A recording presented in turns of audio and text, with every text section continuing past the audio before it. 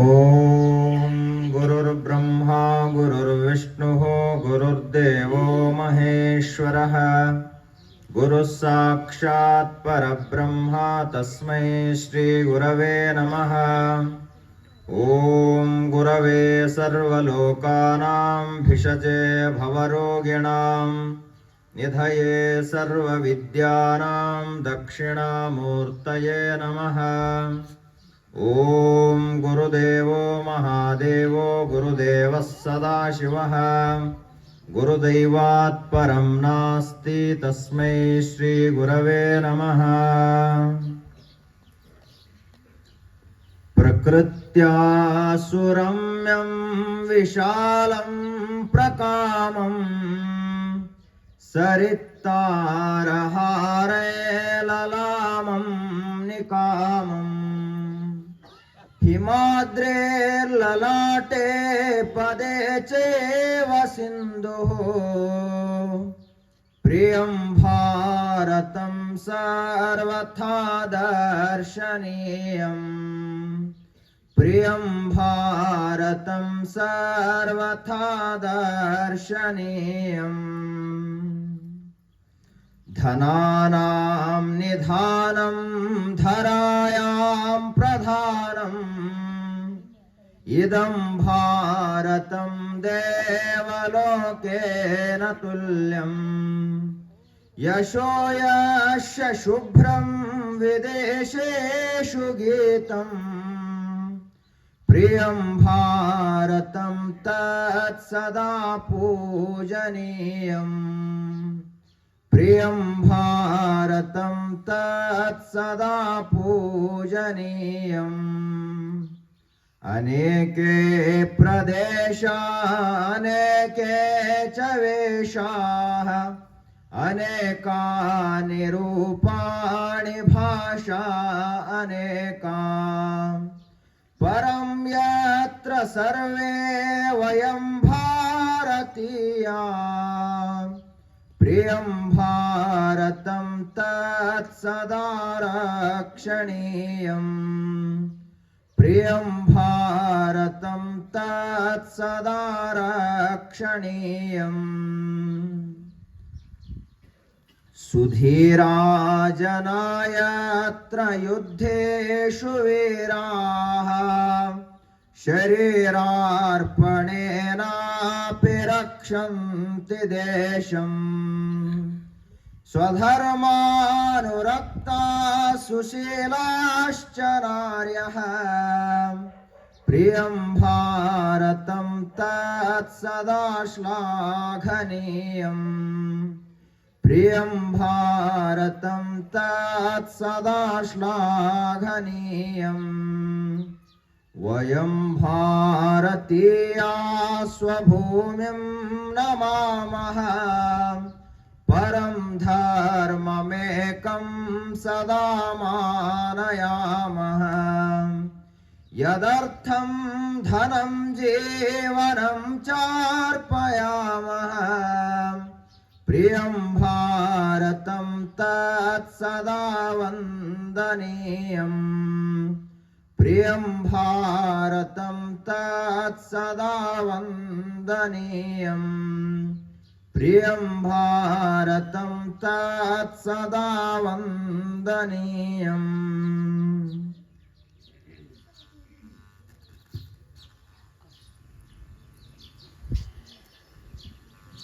ಓಂ ಶ್ರೀ ಗುರುಭ್ಯೋ ನಮಃ. ಈ ನಾಡಿನಲ್ಲಿ ಅಧ್ಯಾತ್ಮದ ಬೀಜವನ್ನು ಬಿತ್ತಿ ಮಹಾವೃಕ್ಷವಾಗುವಂತೆ ಬೆಳೆಸಿರುವ ವಿಜಯಪುರ ಜ್ಞಾನಯೋಗಾಶ್ರಮದ ಮೂಲ ಪುರುಷರು, ನಮ್ಮೆಲ್ಲರ ಆರಾಧ್ಯರು, ವೇದಾಂತ ಕೇಸರಿ ಪರಮ ಪೂಜ್ಯ ಮಲ್ಲಿಕಾರ್ಜುನ ಮಹಾಶಿವಗಳವರ ದಿವ್ಯಪಾದ ಪದ್ಮಗಳಿಗೆ ಹಣೆಮಣೆದು ಜಗತ್ತಿನಲ್ಲಿ ಜ್ಞಾನದ ಜ್ಯೋತಿಯಾಗಿಯೇ ಬಂದು ಜ್ಞಾನಯೋಗಿಗಳಾಗಿ ಬಾಳಿ ಜ್ಞಾನದ ಬಯಲಿನಲ್ಲಿ ಬಯಲಾದಂತಹ ನಮ್ಮೆಲ್ಲರ ಆರಾಧ್ಯ ಗುರುದೇವರು ಪರಮ ಪೂಜ್ಯ ಬುದ್ಧೀಜಿಯವರ ಶ್ರೀಚರಣಗಳಿಗೆ ಭಕ್ತಿಯಿಂದ ನಮಿಸಿ, ಕಲ್ಯಾಣ ಕಾಕಂಡಕಿ ಗ್ರಾಮದ ಬೀರಲಿಂಗೇಶ್ವರ ದೇವಸ್ಥಾನದ ಆವರಣದಲ್ಲಿ ಶ್ರಾವಣ ಮಾಸದ ನಿಮಿತ್ತವಾಗಿ ನಡೀತಾ ಇರುವ ಸತ್ಸಂಗ ಮಹೋತ್ಸವ ಕಾರ್ಯಕ್ರಮದ ರೂವಾರಿಗಳು ದಿನಾಲು ತಮ್ಮ ಅಮೋಘವಾದ ಆಧ್ಯಾತ್ಮಿಕ ನುಡಿಗಳಿಂದ ತಮ್ಮೆಲ್ಲರಿಗೂ ಅಧ್ಯಾತ್ಮ ಲೋಕದ ದ್ವಾರವನ್ನು ತೆರಿತಾ ಇರುವಂತಹ ಪರಮ ಪೂಜ್ಯ ಶಿವಯೋಗೀಶ್ವರ ಮಹಾಸ್ವಾಮಿಗಳವರ ಸನ್ನಿಧಾನದಲ್ಲಿ ಹಣೆಮಣೆದು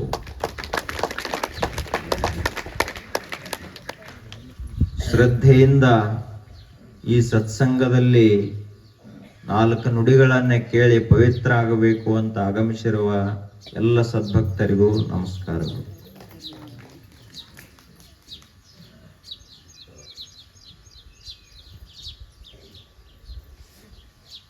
ನಾವು ವಾಸ ಮಾಡುವಂತಹ ಈ ದೇಶ ಬಹಳಷ್ಟು ಪವಿತ್ರ. ಈ ದೇಶದ ಚರಿತ್ರೆ ದಿವ್ಯವೂ ಅದ, ಭವ್ಯವೂ ಅದ. ನಮ್ಮ ದೇಶಕ್ಕೆ ಇಡೀ ಜಗತ್ತಿನ ಜನ ಇನ್ನು ಯುಗಾಂತರಗಳ ಕಳೆದರೂ ಕೂಡ ಈ ದೇಶವನ್ನ ಯಾವಾಗಲೂ ಪೂಜನೀಯ ಸ್ಥಾನದಲ್ಲಿ, ಗುರುಸ್ಥಾನದಲ್ಲಿ ನೋಡ್ತಾರೆ. ಅದಕ್ಕೆ ಕಾರಣ ಏನು ಅಂದ್ರೆ, ನಮ್ಮ ದೇಶದಲ್ಲಿ ಇರುವಷ್ಟು ಆಧ್ಯಾತ್ಮಿಕ ಜ್ಞಾನ ಉಳಿದ ಯಾವ ದೇಶದಲ್ಲಿಯೂ ಇಲ್ಲ. ನಮ್ಮ ದೇಶದಲ್ಲಿ ಆಗಿ ಹೋದಷ್ಟು ಋಷಿಮುನಿಗಳು, ಅನುಭಾವಿಗಳು, ಸಂತರು, ಮಹಾತ್ಮರು, ಶರಣರು, ದಾಸರು, ಯೋಗಿಗಳು, ಶರಣರು ಇವರಷ್ಟು ಯಾವ ದೇಶದಲ್ಲಿಯೂ ಆಗಿ ಹೋಗಿಲ್ಲ. ನಾವೆಲ್ಲರೂ ಯಾರು ಅಂದ್ರ ಋಷಿ ಸಂತಾನ, ದೇವ ಸಂತಾನ. ನಾವೆಲ್ಲರೂ ಸಂತ ಶರಣರ ಪುತ್ರರು. ಭಾರತೀಯರ ಹಿನ್ನೆಲೆ ಏನದ ಅಂದ್ರ ಆಧ್ಯಾತ್ಮಿಕ ತಳಹದಿ ಅದ, ಆತ್ಮಜ್ಞಾನದ ಭದ್ರವಾದ ಅಡಿಪಾಯ ಅದ. ಇದರ ಮ್ಯಾಲ ಬೇಕಾದಷ್ಟು ನಾವು ಸಾಮ್ರಾಜ್ಯವನ್ನು ಕಟ್ಟಬಹುದು. ಇಡೀ ವಿಶ್ವದಲ್ಲಿ ಇಂಥ ಅಮೋಘವಾದ, ಪುಣ್ಯಮಯವಾದ, ಶಾಂತಿಪ್ರದವಾದಂತಹ ದೇಶ ಇನ್ನೊಂದಿಲ್ಲ. ಯಾಕೆ ಇಷ್ಟು ಪವಿತ್ರ ಆಯಿತು ನಮ್ಮ ದೇಶ? ಉಳಿದ ದೇಶಗಳಲ್ಲಿಯೂ ಮನುಷ್ಯರೇ ಬದುಕ್ತಾರ, ಈ ದೇಶದಲ್ಲಿಯೂ ಮನುಷ್ಯರೇ ಅದಾರ. ಅವರು ಬರೀ ಆಹಾರ ನಿದ್ರಾ ಭಯಮೈಥುನಂಚ ಸಾಮಾನ್ಯಮೇತತ್ ಪಶುಭಿರ್ನರಾಣ. ಹೆಂಗ ಬದುಕ್ತಾರಂದ್ರ ಸಾಮಾನ್ಯ ಪ್ರಾಣಿ ಪಕ್ಷಿಗಳು ಹೆಂಗ ಪ್ರಪಂಚ ಮಾಡ್ತಾವಲ್ಲ ಅಷ್ಟೇ ಮಾಡ್ತಾರ. ವಿಶೇಷ ಏನಿಲ್ಲ. ಭಾರತ ದೇಶ ಹಂಗಲ್ಲ. ಧರ್ಮೋ ಹಿ ತೇಷಾಂ ಅಧಿಕೋ ವಿಶೇಷ. ನಮ್ಮ ದೇಶ ಧರ್ಮದ ದೇಶ. ಭಾರತ ಅಂದ್ರ ಅಧ್ಯಾತ್ಮದ ತವರೂರು. ಇದು ಇಡೀ ಜಗತ್ತಿನ ಬೇರೆ ಬೇರೆ ದೇಶಗಳು ಅಧ್ಯಾತ್ಮವನ್ನ ಕಲಿಯಬೇಕು ಅಂದ್ರ ಭಾರತೀಯರ ಮುಂದೆ ಶಿಷ್ಯರಾಗಿ ಕುಂತು ಕೇಳಬೇಕು. ಗುರುವಾಗಿ ಈ ದೇಶದ ಜನ ಉಪದೇಶ ಮಾಡಬೇಕು. ಅದಕ್ಕೆ ಭಾರತ ದೇಶ ಅಂತ ಕರೀತಾರೆ. ಧರ್ಮೇಣ ಹೀನಾಹ ಪಶುಭ್ಯ ಸಮಾನಾಹ. ಧರ್ಮ ಒಂದು ಇಲ್ಲದೆ ಇದ್ರ, ಅಧ್ಯಾತ್ಮ ಒಂದು ಇಲ್ಲದೆ ಇದ್ರ ನಾವು ಮನುಷ್ಯರಾಗಿದ್ದು ಕೂಡ ಪಶುಗಳಂತೆ ಅಂತ ಜ್ಞಾನಿಗಳು ಹೇಳ್ತಾರೆ. ಅವುಗಳಿಗೂ ನಮಗೇನು ವ್ಯತ್ಯಾಸ ಅದ? ಅವಕ್ಕೂ 2 ಕಣ್ಣು ಅದಾವು, ನಮಗೂ 2 ಕಣ್ಣು ಅದಾವ. ಅವಕ್ 4 ಕಾಲು ಅದಾವು, ನಮಗೂ ಮೊದಲು 4 ಇದ್ವಿ. ಈಗ ಎದ್ ನಿಂದ್ರಲ್ಲ ಕಲ್ತಿದೀವಿ ಮಂಗನಿಂದ ಮಾನವ. ಅವು ಊಟ ಮಾಡ್ತಾವ, ನಾವು ಊಟ ಮಾಡ್ತೀವಿ. ಅವು ಮಲ್ಕೋತಾವ, ನಾವು ಮಲ್ಕೋತೀವಿ. ಅವು ಇದ್ದದ್ರಾಗ ಒಂದು ಮನೆ ಕಟ್ತಾವು, ನಾವು ಇದ್ದದ್ರಾಗ ಒಂದು ಮನೆ ಕಟ್ತೀವಿ. ಅವು ಲಗ್ನ ಮಾಡ್ತಾವ, ನಾವು ಲಗ್ನ ಮಾಡ್ತೀವಿ. ಅವಕ್ಕೂ ಒಂದೆರಡು ಮಕ್ಕಳು ಅಕ್ಕವ, ಇವ್ರಿಗೂ ಒಂದೆರಡು ಮಕ್ಕಳು ಅಕ್ಕವ. ಅದ್ರದ್ದು ಒಂದು ಕಪ್ಪೆದ ಅಂದ್ರೆ ಕಪ್ಪಿದ ಒಂದು ದೊಡ್ಡ ಸಂಸಾರ ಇರ್ತದ.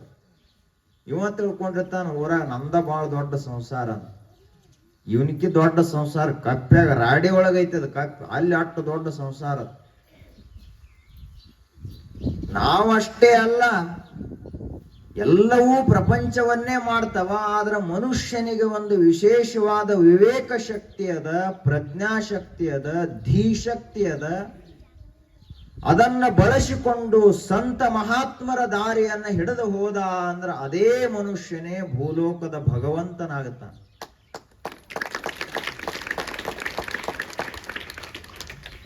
ಋಷಿ ಮುನಿಗಳೆಲ್ಲರೂ ಯಾರವರು? 12ನೇ ಶತಮಾನದಲ್ಲಿ ಆಗಿ ಹೋದ ಶರಣರೆಲ್ಲರೂ ಯಾರು? ಅವರೆಲ್ಲರೂ ದೇವನ ದಾರಿಯನ್ನ ಕ್ರಮಿಸಿದಂತಹ ದೇವಪಥಿಕರು. ನಮ್ಮ ಜೀವನಕ್ಕ ಮಹಾತ್ಮರ ಜೀವನಕ್ಕ ಒಂದು ದೊಡ್ಡ ವ್ಯತ್ಯಾಸ ಕಂಡು ಬರ್ತದ. ಅದೇನು ಅಂದ್ರ, ನಾವು ಪ್ರೇಯೋ ಮಾರ್ಗವನ್ನು ಹಿಡಿದು ಹೋಗ್ತೀವಿ, ಮಹಾತ್ಮರ ಶ್ರೇಯ ಮಾರ್ಗವನ್ನು ಹಿಡಿದು ಹೋಗ್ತಾರೆ.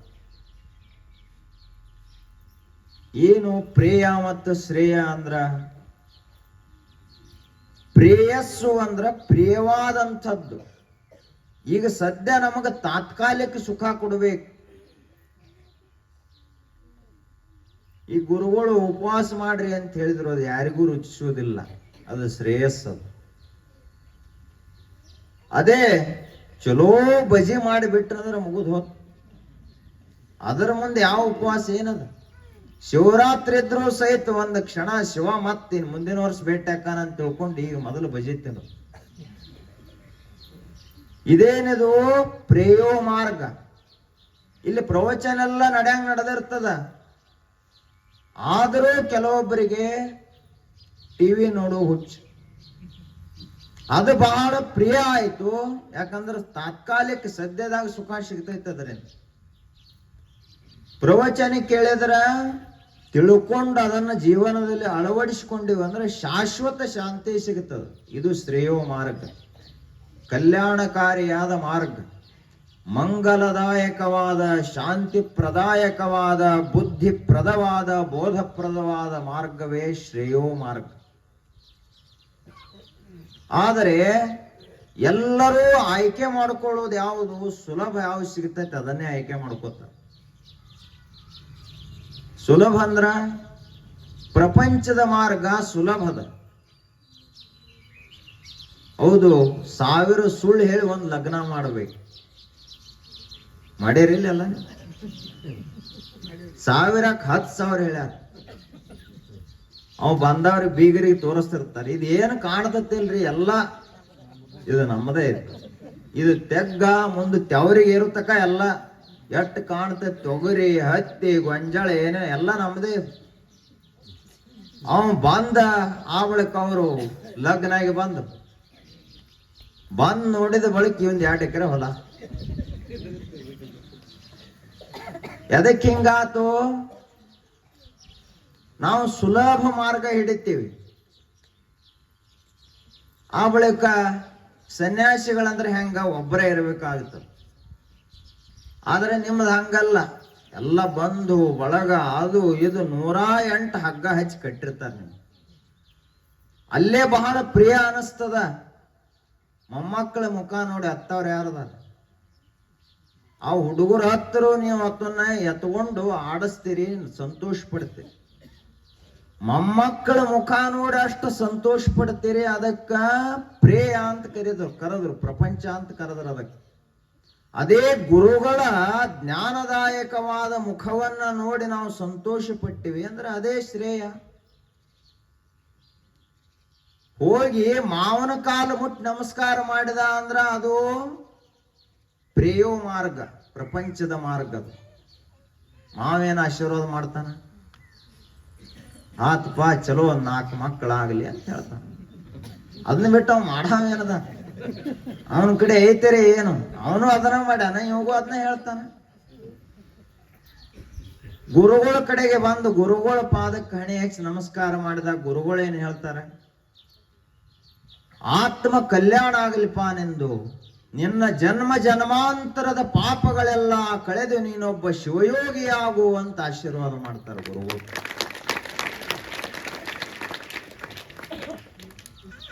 ಅಲ್ಲಿ ಹೋದ್ರ ಹಂಗದ, ಇಲ್ಲಿ ಬಂದ್ರೆ ಹಿಂಗದ. ಅದಕ್ಕ ಶ್ರೇಯೋ ಮಾರ್ಗ ಮತ್ತು ಪ್ರೇಯೋ ಮಾರ್ಗ ನಮ್ಮ ಮುಂದಿರುವಂತ ಎರಡು ದಾರಿಗಳದಾವ. ಒಂದು ನಡೆದಾಡಿದ ದೇವರ ದಾರಿ ಅದ, ಇನ್ನೊಂದು ಪ್ರಪಂಚದ ದಾರಿ ಅದ. ಪ್ರಪಂಚದ ದಾರಿ ಹೇಳಿ ಕೇಳಿ ಹೋದ ನಮ್ಮನ್ನ ತಗ್ಗಿನಲ್ಲಿ ಒಗಿತದ. ಪರಮಾರ್ಥದ ದಾರಿ ತಗ್ಗಿನಲ್ಲಿದ್ದಂಥವನನ್ನು ಆಕಾಶದೆತ್ತರಕ್ಕೆ ಏರಿಸ್ತದ. ಅದು ಶ್ರೇಯೋ ಮಾರ್ಗ, ಕಲ್ಯಾಣಕಾರಕವಾದಂಥ ಮಾರ್ಗ. ಸಕ್ಕರೆ ಬಹಳ ಸಿಹಿ, ಯಾಕ ನಮಗದು ಹಿಡಿಸ್ತದೆ. ಯಾರು ಬೇಕಾದಷ್ಟು ಶುಗರ್ ಆಗಲಿ ಮನೆಯೊಳಗ ಗುಲಾಬ್ ಜಾಮೂನ್ ಮಾಡಿದ್ರು ಅಂದ್ರೆ ಮುಗಿತ್ ಕೆಲಸ. ಅದರ ಹೆಸರು ಕೇಳಿದ್ರನ ನಾಲಿಗೆಯೊಳಗೆ ನೀರು ಬರುವಾಗ ಇನ್ನು ಮನ್ಯಾಗ ಅದ್ರ ವಾಸ ಬಡದ ಬಳಕ ಸುತ್ತಮುತ್ತ ಎಲ್ಲರೂ ಕೂತ ತಿನ್ನಾಗ ಇವ ಒಬ್ಬನೇ ಯಾಕೆ ಬೇವಿನ ರಸ ಕುಡಿತಾನ? ಅವನಿಗೆ ಏನ್ ಹಿಡಿಸ್ತದ ಅಂದ್ರ ಅದು ಹಿಡಿಸ್ತದ ಸಿಹಿ. ಆದ್ರ ಅದನ್ನ ತಿಂದ ಆದ್ರ 3 ದಿವಸಕ್ಕೆ ಹಲ್ಲಿಗೆ ಬಡಿಸ್ಕೊಂಡು ಹೋಗಿಬಿಡ್ತಾನ. ಅವನಿಗೆ ಯಾವ್ದು ಹಿತ ಅದ? ಅವ ಆ ಸಿಹಿ ತಿನ್ನೋದ್ರೊಳಗ ಅವನ ಹಿತ ಇಲ್ಲ. ಔಷಧ ತಗೊಂಡ ಅಂದ್ರ ಅವಾಗ ಅವನ ಆರೋಗ್ಯ ಸುಧಾರಣೆ ಆಕ್ಕೋತ ಹೋಗುತ್ತದೆ. ಆದ್ರೂ ಸಾಮಾನ್ಯವಾಗಿ ನಮಗೆ ಹಿಡಿಸೋ ಮಾರ್ಗ ಯಾವುದು? ಎರಡರಲ್ಲಿ ಪ್ರಪಂಚದ ಮಾರ್ಗವೇ ಹಿಡಿಸ್ತದೆ. ಏನಾಗಲಿ ಬೇಕಾದಷ್ಟಾಗಲಿ ಪ್ರಪಂಚದೊಳಗ ತಾಪ ಆದ್ರೂ ಬಿಟ್ಟ ಇಲ್ಲೇ ಒಂದು ಮಠ ಅದ, ಅಪೋಳ ನಡೆದಾಡಿದ ಜಾಗದ, ಚನ್ನಬಸವಣ್ಣನವರು ಬಂದು ಹೋದ ಸ್ಥಳ ಅದ, ಅಂಥ ತೀರ್ಥಕ್ಷೇತ್ರ ಅದ, ಸ್ವಲ್ಪ ಹೋಗಿ ಅಲ್ಲೇ ಒಂದು ತಿಂಗಳಾನಗಟ್ಲೆ ಇದ್ದು ಅನುಷ್ಠಾನ ಮಾಡೋನು ಒಬ್ಬರೇ. ಇದ ಒಂದು ತಾಸು ಮುಂಜಾನೆ ಬರ್ಬೇಕಂದ್ರ ಇದೇನೋ ಗುರುಗಳಿಗೆ ನಾವು ಉಪಕಾರ ಮಾಡಿದಂಗಂತ ಬಂದಿರ್ತೀರಿ ನೀವು. ನಿಮ್ಮ ಕಲ್ಯಾಣಕ್ಕಲ್ಲ ನಾವು ಬಂದೇವಂದ್ರೆ ಗುರುಗಳು ಸುಮ್ಮನೆ ನಮ್ಮ ಸಲುವಾಗಿ ಹೇಳ್ತಾರ ಅಂತ. ಆದರೆ ನಿಜವಾಗಿಯೂ ವಿಚಾರ ಮಾಡಿದ್ರ ನಮ್ಮಲ್ಲಿ ಮೂಲತಃ ನಮ್ಮಲ್ಲಿ ಅದು ಹುಟ್ಟಬೇಕು ಆಧ್ಯಾತ್ಮಿಕ ಆಸಕ್ತಿ. ನಾವ್ಯಾರೂ ಕೂಡ ಪ್ರಪಂಚಕ್ಕಾಗಿ ಬಂದಂಥವರಲ್ಲ. ನಮ್ಮ ಮೂಲ ಸ್ವಭಾವ ಅದು ಪ್ರಪಂಚ ಅಲ್ಲ. ಸ್ವಭಾವೋ ಅಧ್ಯಾತ್ಮ ಮುಚ್ಚತೆ. ಮೂಲ ಸ್ವಭಾವ, ಸ್ವ ಅಂದ್ರ ತಾನು, ತನ್ನ ಮೂಲ ಸ್ವರೂಪ ಯಾವುದದ ಅಂದ್ರ ಅಧ್ಯಾತ್ಮ ಅದನೇ ಹೊರತು ಪ್ರಪಂಚ ಅಲ್ಲ. ಆತ್ಮನಿಗೆ ಹೆಂಡತಿಲ್ಲ, ಮಕ್ಕಳಿಲ್ಲ, ಬಂಧು ಬಳಗಿಲ್ಲ, ಇಂಥ ಒಂದು ಊರಿಲ್ಲ, ಕುಲ ಇಲ್ಲ, ಗೋತ್ರ ಇಲ್ಲ, ಹುಟ್ಟುವುದಿಲ್ಲ, ಸಾಯುವುದಿಲ್ಲ, ಬಾಲ್ಯ ಯೌವನ ವೃದ್ಧಾಪ್ಯಾದಿ ಅವಸ್ಥೆಗಳಿಲ್ಲ, ಏನೇನೂ ಇಲ್ಲ. ಅವ ಯಾರು ಅಂತ ಕೇಳಿದ್ರೆ ಆತ್ಮ ಅತ್ಯಂತ ಶುದ್ಧ, ಅವನಿಗೇನೂ ಇಲ್ಲ. ಅದು ನಮ್ಮ ಮೂಲ ಸ್ವಭಾವ ಅದ. ಅದನ್ನ ತಿಳ್ಕೊಳಕ್ ಹೋಗಬೇಕು, ಅದನ್ನ ತಿಳಿಯಬೇಕು. ಅದು ನಮ್ಮ ಜೀವನದ ಪರಮ ಆದ್ಯ ಕರ್ತವ್ಯ ಅಂತ ಋಷಿಮುನಿಗಳು ಹೇಳಿದರು. ನಮಗ ಮಹಾತ್ಮರಿಗೆ ಒಂದು ದೊಡ್ಡ ವ್ಯತ್ಯಾಸ.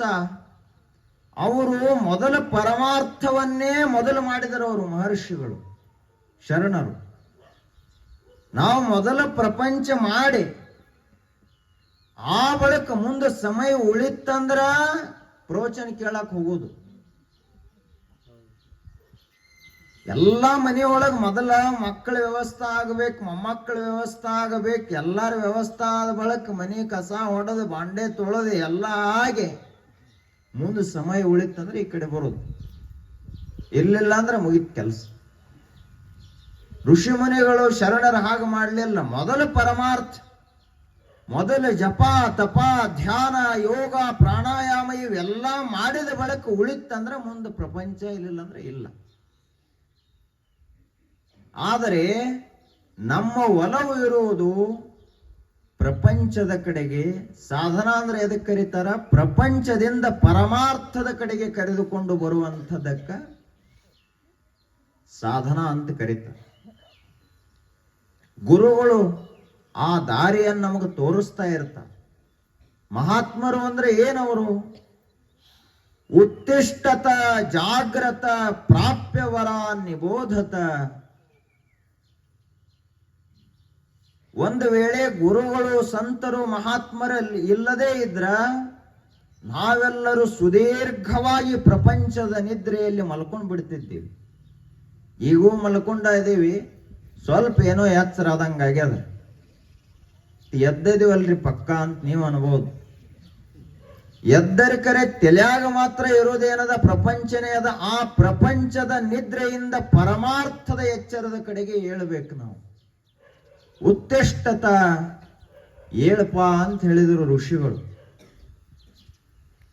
ಏಳು, ಒಂದು ಕ್ಷಣ ಏಳು, ವಿಚಾರ ಮಾಡು. ಪ್ರಜ್ಞಾತ್ ಏನದಲ್ಲ, ನಿನ್ನಲ್ಲಿರುವಂಥ ಬುದ್ಧಿಶಕ್ತಿ ಏನದ ಅದನ್ನು ಎಚ್ಚರ ಮಾಡು, ವಿಚಾರ ಮಾಡು. ಕಸ್ತ್ವಂ ಕಹ ತ್ವಂ, ಯಾರು ನೀನು ಅಂತ ವಿಚಾರ ಮಾಡು. ಒಂದು ಕ್ಷಣ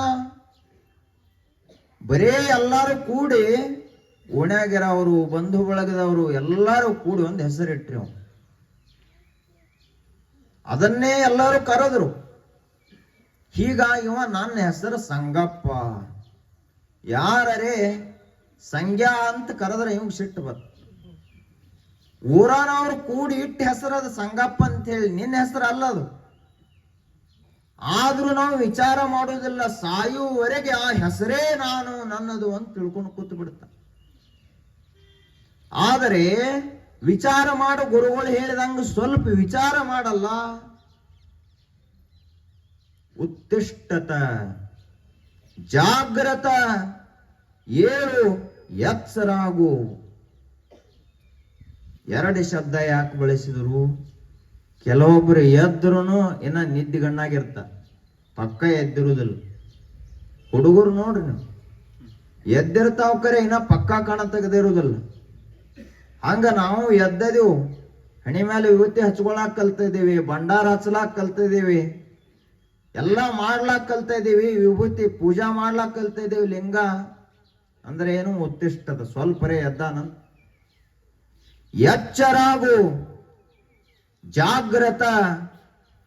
ಯಾವಾಗ ಈ ಪ್ರವಚನಕ್ಕ ಕೇಳಕ್ ಬರ್ತೀರಲ್ಲ ಅವಾಗಿಲ್ಲಿ ಗುರುಗಳು ನಿಮ್ಮನ್ನ ಪಕ್ಕ ಎಚ್ಚರ ಮಾಡಿ ಬಿಡ್ತಾರ. ಅದಕ್ಕೆ ಜಾಗ್ರತ ಅಂತ ಕರೀತಾರ. ಇಲ್ಲಿ ಏನ್ ಮಾಡ್ತಾರ? ಏನೂ ಇಲ್ಲ. ನಮ್ಮ ಬುದ್ಧಿಯ ಕಣ್ಣೇನು ಮುಚ್ಚೈತಲ್ಲ, ನಮ್ಮ ಮನಸ್ಸಿಗೆ ಅಂಟಿದಂತಹ ಏನು ಒಂದು ಪಾಪದ ಲೇಪ ಅದ, ಅದನ್ನ ಸರಿಸಿ ಬಿಡ್ತಾರ ಗುರುಗಳು. ನಮ್ಮ ಬುದ್ಧಿಯ ಕಣ್ಣನ್ನ ಮುಚ್ಚಿದ್ದ ತೆಗಿತಾರ. ಅದಕ್ಕೇನಂತ ಕರೀತಾರ? ಅವರಿಗೆ ಗುರುಗಳು ಅಂತ ಕರೀತಾರೆ. ಜಾಗ್ರತ, ಎಚ್ಚರ ಮಾಡ್ತಾರ ಅವ್ರು ನಮ್ಮನ್ನ. ಹೋಶಿಯಾರ್ ಹೋಶಿಯಾರ್ ಅಂತ ಅಡ್ಡಾಡ್ತಿರ್ತಾರಲ್ಲ ರಾತ್ರಿ ಗಸ್ತಿ ಕಾಯವ್ರು. ಕಳ್ಳರು ಬರ್ತಾರ, ಹುಷಾರ್ ಹುಷಾರ್, ಎಲ್ಲ ಬಾಗ್ಲ ಹಾಕೋರಿ, ಕಿಟಕಿ ಹಾಕೋರು, ಹುಷಾರ್. ದಿನ 1-2-3 ರೌಂಡ್ ಹಾಯ್ತಾರ ಅವ್ರ ರಾತ್ರಿ. ಬರೇ ಪ್ರಾಪಂಚಿಕ ವಸ್ತುಗಳಿಗಾಗಿನ ನಾವೆಷ್ಟು ಬಾಗ್ಲ ಹಾಕಿ ಕಿಟಕಿ ಹಾಕಿ ಎಲ್ಲ ಸರಿಯಾಗಿ ವ್ಯವಸ್ಥೆ ಮಾಡಿ ಎಚ್ಚರದಿಂದ ಇರ್ತೀವಿ. ಜ್ಞಾನ ರತ್ನಾಪಹಾರಾಯ ತಸ್ಮಾತ್ ಜಾಗ್ರತ ಜಾಗ್ರತ. ದೇಹೇ ತಿಷ್ಟಂತಿ ತಸ್ಕರಾಹ. ಕಳ್ಳರೆಲ್ಲೋ ಹೊರಗಿಲ್ಲ, ಕಾಮ ಕ್ರೋಧ ಲೋಭ ರೂಪದಲ್ಲಿ ನಮ್ಮ ಒಳಗ ಕಳ್ಳರ ಅಡಗಿಕೊಂಡು ಕುಂತ. ಯಾವಾಗ ಒಬ್ಬ ಅಂತ ಮಹಾತ್ಮರು ಬರ್ತಾರಲ್ಲ ಅವಾಗ ಕಳ್ಳರು ನಮ್ಮ ಹೃದಯದಿಂದ ಓಡಿ ಹೊರಗೆ ಹೋಗ್ತಾರೆ. ಒಂದು ವೇಳೆ ಅಂಥ ಮಹಾತ್ಮರು ಬರದೇ ಇದ್ರ, ಅವರ ಒಂದು ಆಧ್ಯಾತ್ಮಿಕ ಉಪದೇಶವನ್ನ ನಾವು ಕೇಳದೇ ಇದ್ರ ಹೆಂಗ ಉದ್ಧಾರ ಆಗುದು? ಯಾವಾಗಿನ ಹುಟ್ಟಿ 8 ವರ್ಷ ಆದೂಪ ಅಂತ ಕೇಳಿದ್ರ ಪಸಂದ ಸರದ್ ಹೋತ್ರಿ ಆಯುಷ್ಯ. ಎಟ್ಟು ಹೋಗ್ತದ ಏನ್ ಸುದ್ದಿ? ನಿತ್ತಲ್ಲೇ ನಿಂದ್ರಲಾಕ್ ಬರವಲ್ದ, ಕಾಲ್ ನಡಗಲತ್ತೇವ್, ಅಟ್ಟು ಹೋಗೈತೆ ಆಯುಷ್. ಯಾರೇ ಇವನ ಹೆಸರ ಕರೆದ್ರು ಸಹಿತ ಏನಂದ್ರೆ ಅಂತ ಕೇಳುವಷ್ಟ ಅಟ್ಟ ಆಯುಷ್ಯ ಸರದು ಹೋತು. ಕಿವಿ ಕೇಳಾರದಷ್ಟ ಆಯುಷ್ಯ ಸರದು ಹೋಗ್ಯದ. ಕಣ್ಣ ಮುಂದವನ ಮಕ್ಕಳ ನೆತ್ತರು ಸಹಿತ ಯಾರ ನೀನು ಅಂತ ಕೇಳುವಷ್ಟ ಆಯುಷ್ಯ ಸರದು ಹೋಗ್ಯದ. ಇವನೇ ಕಟ್ಟಿದಂಥ ಮನೆ ಇವತ್ತು ಬೀಳಕ್ಕಾಗ್ಯದ, ಅಷ್ಟ ಆಯುಷ್ಯ ಸರಿದು ಹೋತು. ಇನ್ನ ಎಷ್ಟು ಸರಿಬೇಕು? 32 ಹಲ್ಲು ಎಲ್ಲ ಇವನ ಬಡತಿಗೆ ಸಿಕ್ಕ ಹುಚ್ಚೋದು ಎಲ್ಲ. ಒಂದು ಹಲ್ಲು ಉಳಿಲಿಲ್ಲ. ಹಲ್ಲವು ಸಾಮಾನ್ಯ ಅಲ್ಲ, ಎಲುವುದು ಅತ್ಯಂತ ಗಟ್ಟಿ. ಆ ಗಟ್ಟಿ ಎಲ್ಲೂ ಸಹಿತ ಇವನ ಬಡತಿಗೆ ಸಿಕ್ಕಿ ಎಲ್ಲ ಹೋದು, ಒಂದು ಸಹಿತ ಉಳಿಲಿಲ್ಲ. ಆದ್ರೂ ಸಹಿತ ಮುತ್ಯ ಏನ ಸರಿಯವಲ್ಲ. ಕಾಕಂಡಿಕಿ ಊರ ಗೌಡದನ್ನ ನಾನು ಹೆಂಗ್ ಸೇರಿತ್ನ ತವ 7 ಊರ ಕರಿ ಇಲ್ಲಿ. ಇಂಥ ಊರ ಮತ್ತೆ ಹೆಂಗ? ಇದು ಎಲ್ಲಾ ಸರಿದ್ರು ಕೂಡ ನಮಗ ಬುದ್ಧಿ ಯಾವಾಗ ಬರಬೇಕು?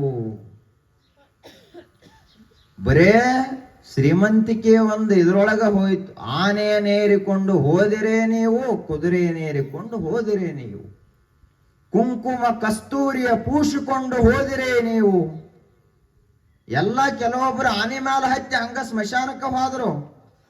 ಆನೆ ಮೇಲೆ ಅಂದ್ರ ರಾಜ ಮಹಾರಾಜ, ಅವ್ರದ್ದು ಮೆರವಣಿಗೆ ಬಹಳ. ಈಗಿನ ಕಾಲದ ಮಂತ್ರಿಗಳು ಅವ್ರು ಯಾರು? ಎಲ್ಲ ರಾಜರ ಮಕ್ಕಳು. ಎಲ್ಲಿ ಹೊಂಟಾರ ಅವರು ಕೂಡ? ಈಗ ಮಂತ್ರಿಯಾಗಿ ಎಲ್ಲಿ ಹೊಂಟಾರ ಅವರು? ನಾವು ತಿಳ್ಕೊಂಡಿದ್ದೀವಿ ವಿಧಾನಸೌಧಕ್ಕೆ ಹೊಂಟಾರ, ದಿಲ್ಲಿ ಲೋಕಸಭಾಕ್ ಹೊಂಟಾರ ಅಂತ. ಅವ್ರು ಹೊಂಟದಲ್ಲಿ ಎಲ್ಲಿ ಅಲ್ಲ, ಸ್ಮಶಾನದ ಕಡೆಗೆ ಹೊಂಟಾರ ಅವರು ಆನೆಯನ್ನೇರಿಕೊಂಡು. ಸೇನಾಪತಿಗಳು, ಚಕ್ರವರ್ತಿಗಳು, ದೊಡ್ಡ ದೊಡ್ಡ ಏನು ಅಧಿಕಾರಿಗಳದಾರಲ್ಲ, ಈಗ ತಹಸೀಲ್ದಾರರು, DC ಗಳು, SP ಗಳು, ದೊಡ್ಡ ದೊಡ್ಡ ಕ್ಲಾಸ್ 1 ಆಫೀಸರ್ಸ್, ಅವರೆಲ್ಲ ಎಲ್ಲಿ ಹೊಂಟಾರ? ಕುದುರೆ ನೇರಿಕೊಂಡು ಹೋದಿರೇ ನೀವು. ಅವರು ಕುದುರೆ ಮೇಲೆ ಹತ್ತಿ ಹೊಂಟಾರ. ಅವರು ಎಲ್ಲಿ ಹೊಂಟಾರ? ಸ್ಮಶಾನದ ಕಡೆಗೆ ಹೊಂಟಾರ. ಅದೇ ರೀತಿಯಾಗಿ ಕುಂಕುಮ ಕಸ್ತೂರಿಯ ಪೂಸಿಕೊಂಡು ಹೋದಿರೇ ನೀವು. ಕೆಲವೊಂದಿಷ್ಟು ಜನ ಬಹಳಷ್ಟು ವೈಭವದಲ್ಲಿ, ರೊಕ್ಕದ ಒಂದು ವೈಭವದಲ್ಲಿ, ಶ್ರೀಮಂತಿಕೆ ವೈಭವದಲ್ಲಿ, ಬಡವರ ಅಲ್ಲೇ ಮನೆಮಗ್ಗಲದಲ್ಲೇ ಒಬ್ಬ ಭಿಕ್ಷುಕ ಅನ್ನ ಅನ್ನ ಅನ್ನ ನೀರು ನೀರು ಅಂತ ಸತ್ತು ಹೋಗುತ್ತಾನ. ಅವನ ಕಡೆ ನೋಡುವುದಿಲ್ಲ. ಮಗ್ಗಲದಲ್ಲೇ, ಮನೆ ಮಗ್ಗಲದಲ್ಲೇ ಅನಾಥ ಮಕ್ಕಳು ಹರಿದ ಅರಿವೇ ಇರ್ತಾವ. ಹೊತ್ಕೊಳಕ್ ಒಂದಿರೋದಿಲ್ಲ, ಏನೂ ಇರೋದಿಲ್ಲ. ತಂಡೆಯಲ್ಲಿ ನಡುಕೋತ ಮಲ್ಕೋತಾವ. ಅದನ್ನು ನೋಡಿ ಇವನ ಮನಸ್ಸು ಕರಗುವುದಿಲ್ಲ. ಬರೇ ತನ್ನ ವೈಭವದಲ್ಲೇ ಇವ ಹೋಗ್ತಾನೆ ಹೊರತು ಅವುಗಳನ್ನು ನೋಡುವುದಿಲ್ಲ. ಕುಂಕುಮ ಕಸ್ತೂರಿಯ ಪೂಸಿಕೊಂಡು ಹೋದಿರೇ ನೀವು. ಎಲ್ಲಿ ಹೋದ್ರಪ್ಪ? ಎಲ್ಲ ಊರಾಗಿದ್ದ ಶಟ್ರ ಎಲ್ಲಿ ಹೋದ್ರು, ಕುಲಕರ್ಣಿಯರು ಎಲ್ಲಿ ಹೋದ್ರು, ಗೌಡ್ರ ಎಲ್ಲಿ ಹೋದ್ರು, ಸಾವುಕಾರ ಎಲ್ಲಿ ಹೋದ್ರು? ಎಲ್ಲ ಗೋರ್ಯಾಳದಾಗ ಹೋಗಿ ಕೂತರ್ರಿ.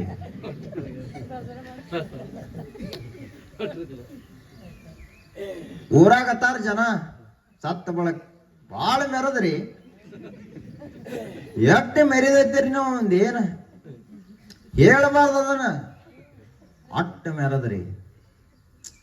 ಆದ್ರೂ ಕೊನೆಗೆ 3 ಬಗಸಿ ಮಣ್ಣ ಮ್ಯಾಲ ಬಿತ್ತ. ಕೊನೆಗೆ ಈ ಜಗತ್ತು ನಮ್ಮನ್ನ ಏನ್ ಮಾಡ್ತದ?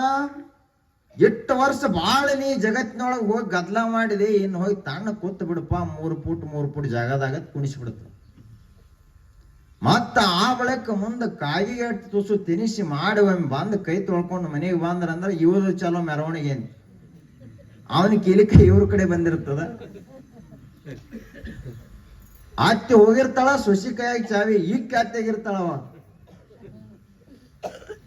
ಹಿಂಗ ಈ ಪ್ರಪಂಚ ಅನ್ನುವಂಥದ್ದು ಏನದಲ್ಲ, ಇದನ್ನು ಸ್ವಲ್ಪ ವಿಚಾರ ಮಾಡು.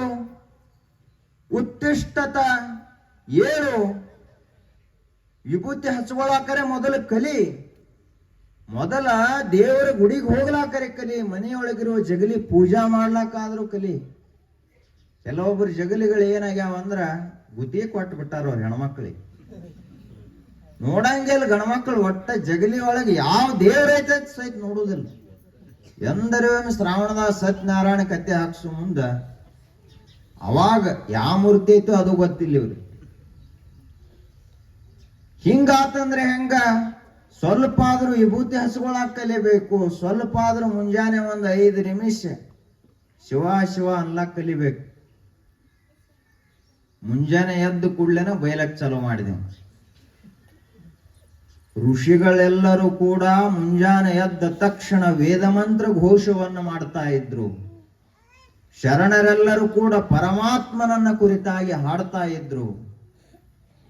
ನರವಿಂದ್ಯದೊಳಗೆನ್ನ ಹುಲುಗಿಳೆಯ ಮಾಡಿ ಸಲಹುತ್ತ ಶಿವಶಿವ ಎಂದೋದಿಸಯ್ಯ. ಭಕ್ತಿ ಎಂಬ ಪಂಜರದೊಳಗಿಕ್ಕಿ ಸಲಹು ಕೂಡಲ ಸಂಗಮ ದೇವ. ಬಸವಣ್ಣವರು ನನ್ನ ಈ ಜಗತ್ತಿನೊಳಗೆ ಹುಟ್ಟಿಸಿ ಏನು ಮಾಡು ಅಂದ್ರೆ ಒಂದೇ ಗಿಳಿ ಮಾಡಿ ನನ್ನ ಮುಖದಿಂದ ಸದಾಕಾಲ ಶಿವಶಿವ ಅಂತ ಓದಿಸು ಅಂತ ಹೇಳಿದರು. ಆದರೆ ನಮ್ಮ ಜೀವನ ಮಹಾತ್ಮರಂತೂ ಪವಿತ್ರ ಇದ್ದೇ ಇರ್ತಾರೆ. ಸ್ವಚ್ಛ ಆಗೋದು ಮಹಾತ್ಮರಾಗಬೇಕಾಗಿಲ್ಲ, ನಾವಾಗಬೇಕಾಗಿದೆ. ನಮ್ಮ ಪಾತ್ರೆ ಸ್ವಚ್ಛವಾಗಬೇಕಾಗಿದೆ. ಆದ್ದರಿಂದ ಜಾಗೃತ, ಎಚ್ಚರಾಗ. ಸ್ವಲ್ಪ ₹1,00,00,000 ಬ್ಯಾಂಕ್ ಬ್ಯಾಲೆನ್ಸ್ ಇದ್ರೆ ನಿನಗ ಆತ್ಮಜ್ಞಾನ ಆಗುವುದಿಲ್ಲ. ಸಾವಿರಾರು ಎಕರೆ ಹೊಲ ಇದ್ರೆ ನಿನಗಾಗುವುದಿಲ್ಲ. ಯಾವ ಕ್ಷಣಕ್ಕದು ಯಾವುದೂ ನನ್ನದಲ್ಲ, ಅವು ಜಗಕ್ಕಿಕ್ಕಿದ ವಿಧಿ. ಈ ಜಗತ್ತಿಗೆ ಸಂಬಂಧಪಟ್ಟು ಅದಾವ, ಜಗತ್ತಿನ ಒಡವೆಗಳವೆಲ್ಲ. ನಿನ್ನ ಒಡವೆ ಎಂಬುದು ಜ್ಞಾನರತ್ನ. ಅಂತ ಜ್ಞಾನರತ್ನ ಎಲ್ಲಿ ಸಿಗ್ತದಂದ್ರೆ ಗುರುಗಳ ಹತ್ತಿರ ಸಿಗ್ತದೆ. ಜಾಗೃತ, ಸ್ವಲ್ಪ ಎಚ್ಚರ ಆಗು.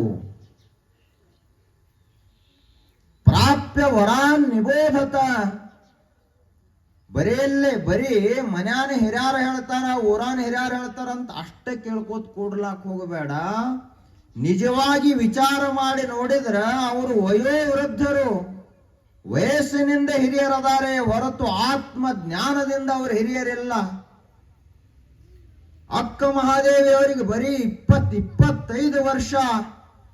ಆದ್ರೆ ಈ ಎಲ್ಲಾ ಶರಣಗಣದಲ್ಲಿ ಹಿರಿತನ ನಮ್ಮ ಮಹಾದೇವಿ ಅಕ್ಕಂಗಾಯಿತು ಅಂತ ಚನ್ನ ಬಸವಣ್ಣವರು ಹೇಳಿದ್ರು. ಅಲ್ಲಮ ಪ್ರಭುದೇವರಂತ ಅಲ್ಲಮ ಪ್ರಭುದೇವರೇ ಕೈ ಮುಗಿದರು ಅಂದ್ರ ಅಕ್ಕ ಮಹಾದೇವಿ ಅವ್ರ ಹಿರಿತನ ಎಷ್ಟಿತ್ತು. ಇವರು ಊರಾಗ ಹಿರಿಯಾರದಾರ, ಬಹಳ ಮಂದಿ ಹಿರಿಯಾರ, ಎಲ್ಲ ಊರಾಗ. ಈ ಹಿರಿಯರು ಪ್ರಪಂಚದಲ್ಲಿ ಹಿರಿಯರು. ಪ್ರಪಂಚ ಹೆಂಗ್ ಮಾಡಬೇಕು ಅಂತ ಪಕ್ಕ ಹೇಳ್ತಾರೆ. ಅನುಭವ ಅದ, ಸಾಕಷ್ಟು ಅನುಭವ. ಆದ್ರೆ ಇವರಿಗೆ ನಾನು ಯಾರು ಅಂತ ತಿಳ್ಕೋಬೇಕಾದ್ರೆ ಇವ್ರಿಗೆ ಹೇಳಕ್ ಬರುದಿಲ್ಲ. ನಾ ಯಾರು? ಊರುಗೌಡ ಅಂತ ಹೇಳ್ತಾನೆ. ವಿಚಾರ ಮಾಡಲ್ಲ ಒಂದು ಕ್ಷಣ. ಶರೀರನ ನೀನಲ್ಲ ಅಂದ ಬಳಕ ಊರುಗೌಡ ಹೆಂಗ್ ನೀ ಹಾಕಿಪ್ಪ? ಹೆಸರೇ ನೀನಲ್ಲ ಅಂದ ಬಳಕ ಹೆಂಗಾಕಿ? ನಿನ್ನ ಅಡ್ರೆಸ್ಸು ಯಾವುದೂ ಇಲ್ಲ, ಬಿರಾದಾರು ಇಲ್ಲ, ಪಾಟೀಲು ಇಲ್ಲ, ಕುಲಕರ್ಣಿನೂ ಇಲ್ಲ. ಇದು ಯಾವುದೂ ನಿನ್ನದಲ್ಲ. ನಿನ್ನದು ಅನ್ನುವಂಥದ್ದು ಜ್ಞಾನರತ್ನ ಒಂದೇ ನಿನ್ನದು, ಶುದ್ಧವಾದ ಅರಿವು ಒಂದೇ ನಿನ್ನದು. ಅದನ್ನು ಬಿಟ್ಟರೆ ಇದು ಯಾವುದೂ ನಿನ್ನದಲ್ಲ. ಜಾಗೃತ ಪ್ರಾಪ್ಯವರ ನಿಬೋಧತ. ಜಗತ್ತಿನಲ್ಲಿ ಅತ್ಯಂತ ಶ್ರೇಷ್ಠರು, ಪವಿತ್ರರು, ಪೂಜ್ಯರು, ಇಡೀ ಲೋಕಕ್ಕೆ ಹಿರಿಯರ್ಯಾರು ಅಂದ್ರೆ ಆತ್ಮ ಸಾಕ್ಷಾತ್ಕಾರ ಹೊಂದಿದ ಮಹಾತ್ಮರು. ಕಂಡುದನೇ ಕಂಡು ಗುರುಪಾದವ ಹಿಡಿದಲ್ಲಿ ಕಾಣದುದು ಕಾಣಬಹುದು ಗುಹೇಶ್ವರ. ನಾವು ದೇವರನ್ನು ನೋಡಿಲ್ಲ, ನೋಡ್ಲಾಕ ಬರುವುದು ಇಲ್ಲ. ಯಾಕಂದ್ರೆ ಈ ಕಣ್ಣಿಗೆ ಕಾಣುವಂಥದ್ದು ಹೊರಗಿನ ಜಗತ್. ದೇವರ ನಿರಾಕಾರ ನಿರ್ಗುಣ ಸ್ವರೂಪನಾದ ದೇವರದ ಅಂಥ ದೇವರನ್ನು ನೋಡಬೇಕಾದ್ರ ದೇವರ ರೂಪದಲ್ಲಿರುವ ದೇವದೂತರಾದ ಗುರುಗಳನ್ನ ನಾವು ಪೂಜಿಸಬೇಕು, ಗುರುಗಳಿಗೆ ಸೇವಾ ಮಾಡಬೇಕು, ಗುರುಪಾದವನ್ನ ಗಟ್ಟಿಯಾಗಿ ಹಿಡಿಬೇಕು. ಅವಾಗ ಏನಾಗ್ತದ? ಕಾಣದುದ ಕಾಣಬಹುದು.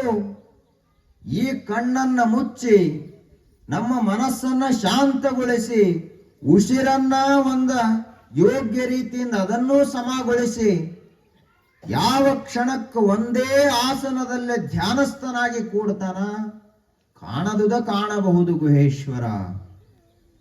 ಅವಾಗ ನಾವೆಲ್ಲ ಕಾಣ್ಲಿಕ್ಕೆ ಸಾಧ್ಯ ಆಗ್ತದೆ. ಪ್ರಾಪ್ಯವರ ನಿಬೋಧತ. ಇಡೀ ಮನುಕುಲದ ಹಿರಿಯರು ಯಾರು ಅಂದ್ರೆ ಋಷಿ ಮುನಿಗಳು, ಸಂತ ಮಹಾತ್ಮರು. ಇಡೀ ಮನುಷ್ಯರ ಕುಲಕ್ಕೆ ಅವರು ಹಿರಿಯರು. ಈಗಿಷ್ಟು ಜನ ಬಸವಣ್ಣವ್ರು ಯಾವಾಗ 900 ವರ್ಷ ಹಿಂದೆ ಆಗಿ ಹೋದ್ರು, ಇಲ್ಲಿ ತನಕ ಎಷ್ಟು ಜನ ಆಗಿ ಹೋಗ್ಯದ ಈ ಭೂಮಿ ಮೇಲೆ? ನಿಮ್ಮ ಊರಾಗ 900 ವರ್ಷದ ಹಿಂದೆ ನಿಮ್ಮ ಪೂರ್ವಜರು ಯಾರಿದ್ರು ನಿಮ್ಮ ಮನ್ಯಾಗ? ಒಬ್ರೇ ಇತಿಹಾಸ ಬರೆದಿಟ್ಟಾರೆ. ಹೋಗ್ಲಿ 150 ವರ್ಷದಿಂದ ನಿಮ್ಮ ಮನೆಯೊಳಗೆ ಮುತ್ತೆ ಯಾರಿದ್ರು? ಮತ್ತೆ ಹೇಳೋರ ಕಡೆನ ಹೋಗ್ಬೇಕು ಇವ್ರು. ಅವ್ರು ಹೇಳೋರು ಇಟ್ಟು ಲಿಸ್ಟ್ ತಂದಿರ್ತಾರ. ಅವ್ರು ತಂದ ಇದು ಕಾಕಂಡಿಕೆ ನಿಮ್ಮ ಊರ ಅಲ್ರಿ, ನೀವು ಊರು ಬಿಟ್ಟು ಬಂದವರು ಅಂತ ಹೇಳ್ತಾರ. ಅವ್ರು ಇವರೇ ಊರು ಗೌಡಗ್ಯಾನೆ, ಈ ಊರವನೇ ಅಲ್ಲವ, ಊರು ಬಿಟ್ಟು ಬಂದವದಾನ. ಹೇಳವರೇ ಆದಿ ಒಂದ್ ಹೇಳ್ತದ. ಅದೆಲ್ಲ ಬಿಟ್ಟು ನಾವೆಲ್ಲರೂ ಸಣ್ಣ ಕೂಸಿ ಕೇಳಿ ಯಾರ ಬಸವಣ್ಣವರು ಕಳಬೇಡ ಕೊಲಬೇಡ ವಚನ ಹೇಳಿದವರು, ಬಹಳ ದೊಡ್ಡ ಶರಣರು. ಇಡೀ ಕಲ್ಯಾಣ ನಾಡಿನಲ್ಲಿ, ಇಡೀ ಜಗತ್ತಿನಲ್ಲೇ ಆಗಲಾರದಂತ ಆಧ್ಯಾತ್ಮಿಕ ಬದಲಾವಣೆಯ ತಂದ ಮಹಾತ್ಮರು ಅಂತ ಸಣ್ಣ ಹುಡುಗ ಹೇಳ್ತದೆ. ಯಾರು ಕನಕದಾಸರು ಯಾರು ಎಲ್ಲರಿಗೂ ಗೊತ್ತದ. ಅಕ್ಕ ಮಹಾದೇವಿ ಎಲ್ಲರಿಗೂ ಗೊತ್ತದ. ಅವರ ಹೆಸರು ಯಾಕೆ ಎಲ್ಲರ ತಲೆಯಲ್ಲಿ ಉಳಿತು ಅಂದ್ರೆ ಅವರು ಜಗತ್ತಿನಲ್ಲಿ ಹಿರಿಯರು, ಜಗತ್ತಿನ ಕಲ್ಯಾಣಕ್ಕಾಗಿ ದುಡಿದವರು, ಶ್ರೇಯಸ್ಸಿನ ಮಾರ್ಗವನ್ನು ಹಿಡಿದು ಹೋದವರು. ವರಾನ್ ಪ್ರಾಪ್ಯ ನಿಬೋಧತ. ಬುದ್ಧೀಜಿಯವರ ಪ್ರವಚನಗಳು ಅಂದ್ರೆ ಅವು ಆತ್ಮಜ್ಞಾನದ ಮಾರ್ಗಗಳು. ಅವು ನಮ್ಮೆಲ್ಲರ ಮನಸ್ಸಿನ ಮೈಲಿಗೆಯನ್ನ ತೊಳೆಯುವಂಥ ದೇವಗಂಗಾ ತೀರ್ಥ ಇದ್ದಂತೆ, ಮೇಘಮಂಡಲದಿಂದ ಉದುರುವಂತಹ ಮೇಘ ಬಿಂದುಗಳು, ಜಲಬಿಂದುಗಳಿದ್ದಂತೆ. ಸಾಮಾನ್ಯರೇ ಯಾರು ಹೇಳಿದ್ರು ನಮ್ಮ ಮನಸ್ಸು ಅಷ್ಟು ಸ್ವಚ್ಛ ಆಗುವುದಿಲ್ಲ. ಆದ್ರೆ ಮಹಾತ್ಮರ 4 ಮಾತುಗಳನ್ನೇ ಕೇಳಿದರೂ ಕೂಡ ಇಡೀ ನಮ್ಮ ಜೀವನವೇ ಪವಿತ್ರವಾಗಿ ಹೋಗುತ್ತದೆ. ವರಾನು ಪ್ರಾಪ್ಯ. ಜಗತ್ತಿನಲ್ಲಿ ಋಷಿ ಮುನಿಗಳದಾರ, ಸಂತ ಮಹಾತ್ಮರದಾರ. ಅವರ ಹತ್ತಿರ ಹೋಗಿ ಅವ್ರು ಏನು ಉಪದೇಶ ಮಾಡ್ತಾರಲ್ಲ ಅದನ್ನು ಕೇಳಪ್ಪ. ಇದು ವಾಸ್ತವನೇ ಅದ. ಅಧ್ಯಾತ್ಮ ಅಂದ್ರೆ ಸುಳ್ಳಲ್ಲ, ಬರೀ ಒಂದು ಕಥೆ ಅಲ್ಲಿದ. ಅಧ್ಯಾತ್ಮ ಅಂದ್ರ ವಾಸ್ತವ. ಅವ್ರು ಏನು ಹೇಳ್ತಾರಲ್ಲ ಅದನ್ನು ಲಕ್ಷ ಕೊಟ್ಟು ಕೇಳಬೇಕು. ಒಬ್ಬ ಗುರುಗಳ ಹತ್ತಿರ ಶಿಷ್ಯ ಕೂತಿದ್ದ. ಗುರುಗಳು ಏನು ಭಾರಿ ಭಾರಿ ತತ್ವವನ್ನು ಹೇಳ್ತಿದ್ದಾರೆ ಅವರು, ಆತ್ಮವಿಜ್ಞಾನದ ಕುರಿತು. ಇವ್ ಕೇಳ್ಕೋತ ಕೂತಿದ್ದ ಗಿಡದ ಕೆಳಗ. ಅವಾಗೆಲ್ಲ ಮೊದಲ ಆಯ್ತು, ಅವ್ರ ಪ್ರವಚನ ಹಾಗೆ ನಡೀತಾ ಇತ್ತು. ಅವ್ರ ಎಲ್ಲ ಶಿಷ್ಯರು ಕುಂತಿದ್ರು. ಆ ಬಳಿಕ ಕೊನೆಗೆ ತಿಳಿತನಪ್ಪ ಅಂತ ಕೇಳಿದ್ರಿ ಅವನಿಗೆ. ಅವ ಹೇಳ್ದ, ಗುರುಗಳ ಎಲ್ಲಾ ತಿಳಿದತಿ, ಸ್ವಲ್ಪ ಉಳ್ದತಿ ಅಂತಂದ. ಅದೇನ ಇರ್ಬೋದು ಪ್ರಶ್ನೆ.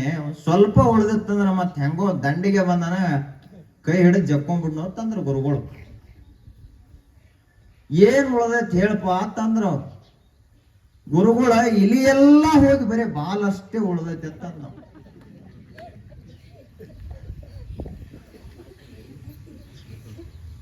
ಶಾವಿಗೆ ಒಳಗ ಮಜ್ಜಿಗೆ ಉಣ್ಣಂಗ, ಹಾಲ ಸಕ್ಕರೆ ತುಪ್ಪ ಶಾವಿಗೆ ಉಂಡ್ರ ಬರಬರಿ ಇರ್ತದ. ಇವ ಮೆಣಸಿನಕಾಯಿ ಚಟ್ನಿ ಮಜ್ಜಿಗೆ ಶಾವಿಗೆ ಉಣ್ಲ ಹತ್ತ.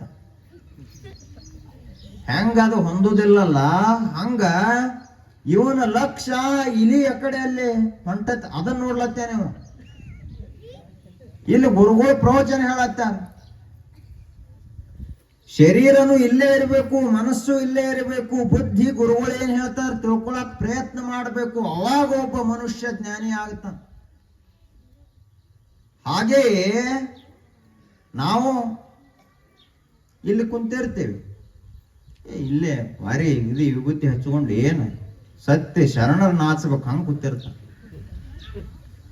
ಆದ್ರ ಮನಸ್ಸ ಮಳಿ ಒಂದ್ ಹತ್ತು ಇನ್ನೊಂದು ತುಸು ಹೆಚ್ಚ ಅಂದ್ರೆ ತೊಗರಿ ಹೋಗ್ತೈತಿ.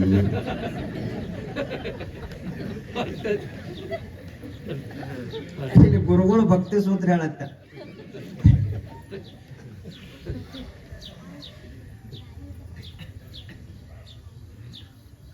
ಆ ಬಳಿಕ ರವಿವಾರ ಬತ್ತು ಆಳ ಪಗಾರ ಕೊಡ್ಬೇಕು.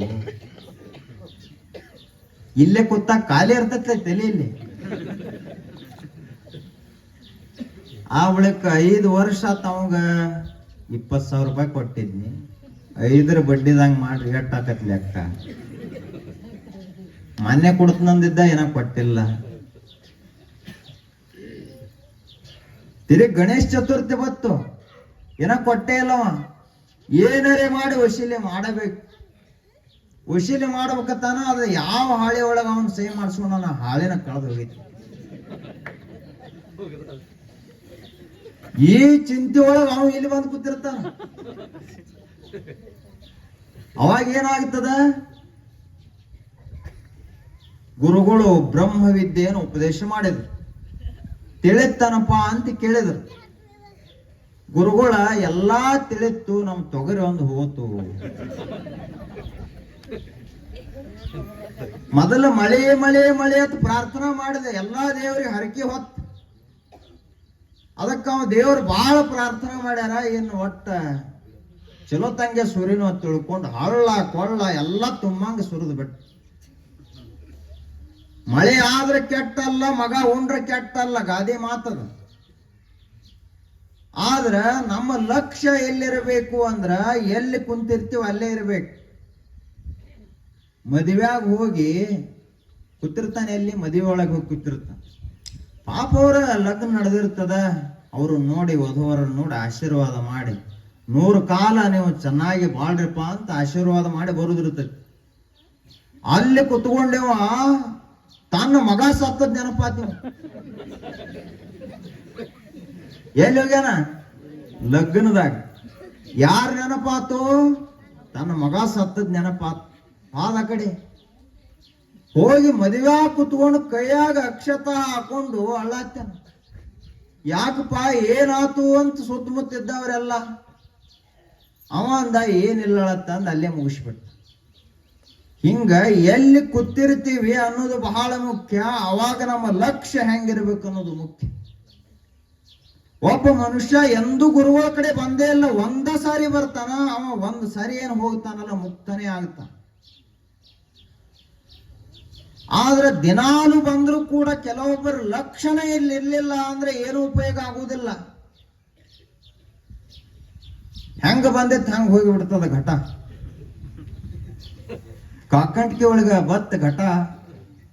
ಇಲ್ಲೇ ಎಲ್ಲ ಉಂಡಿತ್ತು ತಿಂದಿತ್ತು, ಊರಾಗೆಲ್ಲ ಮೆರವಣಿಗೆ ಆಯ್ತು, ಕೊನೆಗೆ ಹೋಯ್ತು.